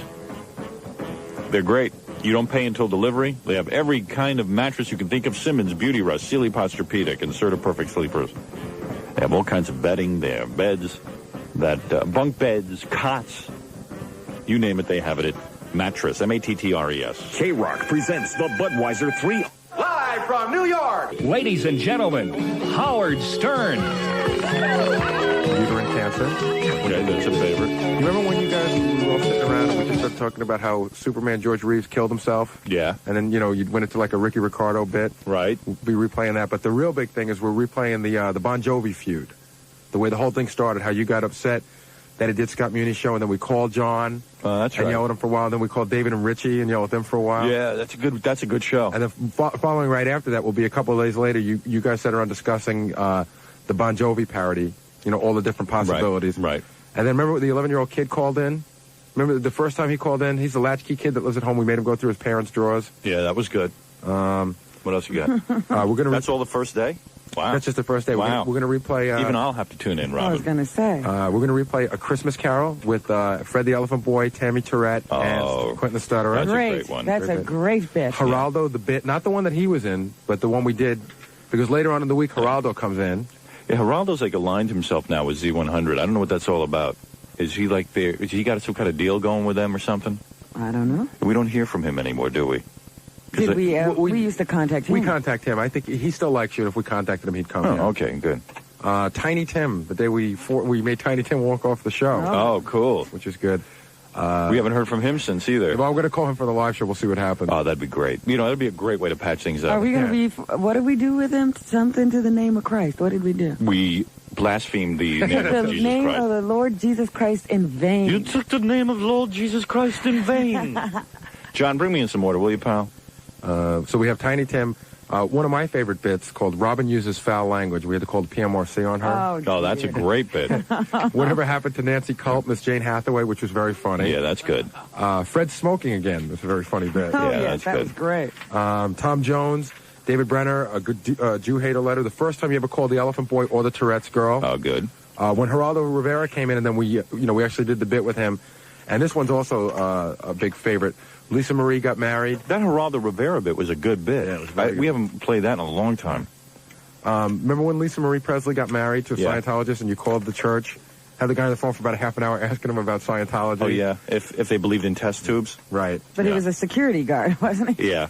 Yeah, he didn't know that much. Was he even a Scientologist? No. He was like a janitor or something. Yeah, well, whoever we get a hold of, we talk to. Dominic Barbara comes in, and then, of course, we do The Confused. Oh, great. That's a good choice. Yeah, that's excellent. That's maybe one of the best bits. This might be one of my favorite bits of all time. I love the Perry Mason music. As soon as he said it, yeah, I was thinking of the Perry Mason music as it comes up. Can we play that today? No, we're going to wait. Remember when you and Robin recalled Sandy to find out if you've been listening? Sandy, yeah, that was a good one. Yeah. And then we're going to replay Gary the Bit, followed by a call to the Retarded Association to see if Gary can be tested. Okay. Gary, you meaning you. Me, right. Me. And then Friday... Referring to himself in the third person. Gary the Bit, I like it. Yeah. And then Friday show, I saved the best for Friday. Sam, Emo... I thought you like to start out with the best on Monday. Yeah, but I said the really, really best. Just Monday shut up and keep reading. The Sam, best. Emo, and Judy. He's selling now. I am. Yeah. Right. But this really is good stuff. Sam, Emo, and Judy come in, and then later on they're followed by Richard Lewis. Now, this isn't the time... Did she cry? That we made her cry. This is about a month before. Oh, yeah. But it's still really funny. Yeah. And then at the end of the day, we'll be talking about the Geraldo Brawl, and we'll be talking to the Skinheads. Oh, yeah, right. Okay, good. Hey, that sounds like a real good week. Excellent. Y'all have to tune in every day. Yep. Not have to wake up early. See that? You never get any rest on vacation. Well, there it is. So don't worry about it. We got you covered for that week. 643 92.3 K-Rock, WYSP, WJFK. And what I say I'd do? Oh, I'll read you the column. Yeah. Okay. Then we'll do the news. Then I got a bunch of memos and stuff to read. Did you read any of the memos? Oh, yeah. Oh, okay. All right, wait, I got to put this in order. See, even your random thoughts are out of order. Yeah. Well, that's interesting. All right, here it is. I think this is the order. I'm going to submit this to the New York Post for a column. I don't even think I'm done with this yet, but I wrote up some stuff. Oh, let me hear. All right. Is there something wrong with the Pope? See, I was just going to leave it at that. That would really be a Larry King column. Yeah. But, yeah, I can't do that. Oh, so you got to expound. Is there something wrong with the Pope? What I know about Catholicism could fit into an ant's rectum. But I sure can tell you, it would be a hell of a lot easier to remove that church from Auschwitz than to go through this present controversy. With the history the Jews and the Poles have shared, it would be wise to let the problem slip away with the quiet removal of the nuns. Oh, that's too coherent. Yeah, it is? See, yeah, I was afraid of that. That's too coherent. All right. Is there something wrong with the Pope? That's a complete thought. Okay. All right. You don't want any complete thought. All right. My grammar ain't too good either. But when someone... I was just going to leave it at that. But you couldn't again. My grammar ain't too good either. But would someone tell David Dinkins that there is no such thing as irrespective of in the English language? The term is respective of. Well, that's okay. Okay. See, I actually elaborated more. Oh, no. See, if you'd stop right there, you'd be fine. This guy forgot to pay taxes for 4 years and worked for the Marriage License Bureau. Only in America could this guy get a neat job like mayor. Me, I'm getting out of town. Port St. Lucie sounds good. 4 bedrooms, $35,000. See? It's too coherent, right? Yeah. All right. All right. It's not Larry King. Yeah, you write novels. Right. See, because I can't leave thoughts on... That's the point, though. You got to just, that first thought, that's the only one you can write down. All right, here, I did a little of that as I got into it. Was that Mary Hart actually rocking back and forth in her chair to the Tom Petty video on Entertainment Tonight? That's a good one. That's you it. Stop right there. That was All it. Spotted quite a few hairs on Zsa Zsa's face during those close-ups. And then it's like, Yeah. stop. All right. Ironic that my Nassau Coliseum live show can't have any nudity. The human nipple is so dangerous, and I'm glad the Vice Squad will be there to oversee. For those of you being robbed at knife point on October 7th, Saturday night, I apologize. But isn't it more important that these breasts be kept undercover? See, it's too good. Too long. Yeah. So far this week on Geraldo, lesbians and women who pose nude. Here's a man who wants to be a star. That's good. All right. Anyone besides me want to desperately see Perry Peltz naked? See, now, those are the kinds of things I'm looking for. Yeah. Right. Alan Hunter dance party. Now, does anyone doubt the tremendous advantage being an MTV VJ has on a career? You like that, right? Yeah. Can I handle one more article that explains Harpo is Oprah spelled backwards? Excellent. Now you're getting it. Has there ever been breasts more perfect than Jamie Lee Curtis? Spoke to Patrick Ewing yesterday. That's it. No, all right. Spoke to Patrick Ewing yesterday, and he's marrying his college girlfriend. She's 5'9", and Pat says there's complete compatibility in bed. Imagine bedding down with a 7-footer. How'd you like to be a fly on the wall for that lovemaking? You know, that's maybe a little too lengthy, but once in a while you got to add some substance. No, because, he really didn't say that. See, Larry King wouldn't ever do something that he didn't say. Yeah, big deal. This is just a prototype. This is not the actual column. I mean, if you're going to do ramblings. I'm holding back. Let me do the rest. I'm holding back a wild fart. What if the Casio woman grows arms and legs before October 7th? How the hell did I find Stuttering John? What does Fred's French toast taste like? Why won't he share? Anyway, I know how to make a complete idiotic ramblings, but it just goes against my grain. If you do the other thing, then you're being Ray Harrison, where you're actually trying to stress a point and make sense out of one thing. Yeah, that's dangerous. Larry King's column serves no purpose. Except to give him money. Yeah. But the thing is, do I stick to that, or do I actually write a good column? See, that's the difference. But do you want to work, or do you want to just do a rambling column and get paid? I want to just get a rambling column and get paid. Then don't make any sense ever. Because then people will come to expect it. That's right. And Jerry Nachman will be sitting there with his pencil going, wait a second, can't you elaborate on this? Elaborate. That's what I'm saying. Because I remember in school, if you wrote a rambling thought like that, the teacher would say, elaborate, back it up with facts. Mm-hmm. Larry must have missed that day. And think about it. Larry might have been truant that day. Might have been at the track. But, yeah. So, I mean, I know how to write a Larry King column. That's not the problem. It just goes against my grain. Well, like I said, you're always saying you want things to be easy, but you're turning it into work now. But I always do that. You know me. Oh. Well, then stay away from the typewriter. Because the next thing you know, you've got a Monday, Wednesday, Friday column that has to make sense. Yeah, and you right. got a deadline. Yeah, right. Ray Harrison's column is real good today. Yeah. About Dinkins being totally unqualified for the job. I think I'm a Giuliani supporter. I got to go with him. If I got to go between the two of them, I'm going with Julie. Rudy Julie. And I know everyone's thinking out there, well, just because Dinkins is black, Howard, you're some kind of racist. Harrison doesn't say that he's unqualified. Yeah. He just says that he has the wrong agenda for the city. Yeah, well, I guess I call that unqualified. Well, he's in there with Lindsay and that whole thought mentality. Let's face it, if Dinkins does get in, he's going to have to just give everybody all kinds of money and pay back. Well, it's very scary about that whole union thing that he brings up when you think about it that way. Yeah, so I'm going to, I'll contact Rudy Giuliani, and I'll be like Jackie Mason. I'll walk around and support him. You know. Hey, to tell you the truth, if you're going to support somebody, you got to support this guy because this guy, he knows what he's doing. You support the other guy. How do you know he knows what he's doing? This guy at least was doing something before he was doing that. So if you don't do that, what are you going to do? So, I'll just go on and do that. I guess I got to go with him, huh? I don't know. Yeah. I still haven't made up my mind. Oh, I have. Try to, maybe the unions aren't getting paid enough. I don't know. I'll have to find out. No, they're not getting enough money for it. Anyway, so it's just, there's no way I'll vote for Dinkins. It's just he just doesn't, he didn't pay his taxes for 4 years, enough said. That's it. I mean, that shows the fiber of the guy. That could have been a mistake. No. I don't know how old he was when he did that.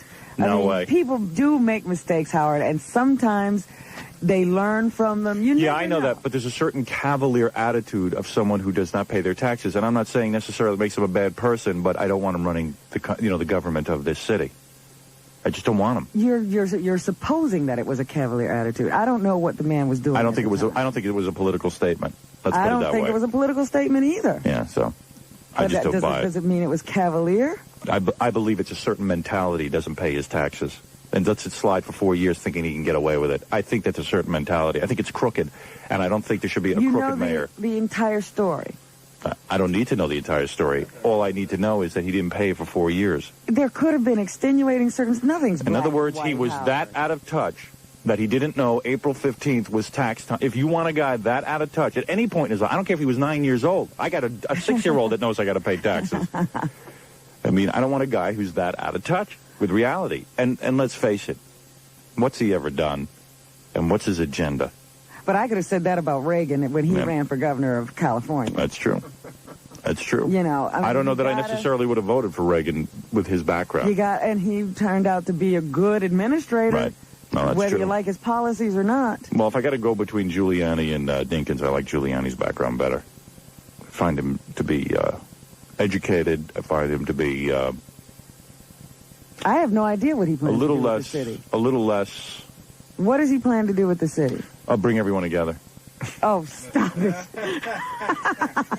Prosecute the drug. You go back to being a lawyer, basically, from what I understand. I don't know either. Turn the city into the DA's office. I guess it's the tax thing and the whole John Lindsay connection and all what the I've city ever was heard him like. talk about is crime. I haven't heard him talk about anything else. Yeah. Well, who knows what I'll do? I couldn't answer your question, but I know what Dinkins is about.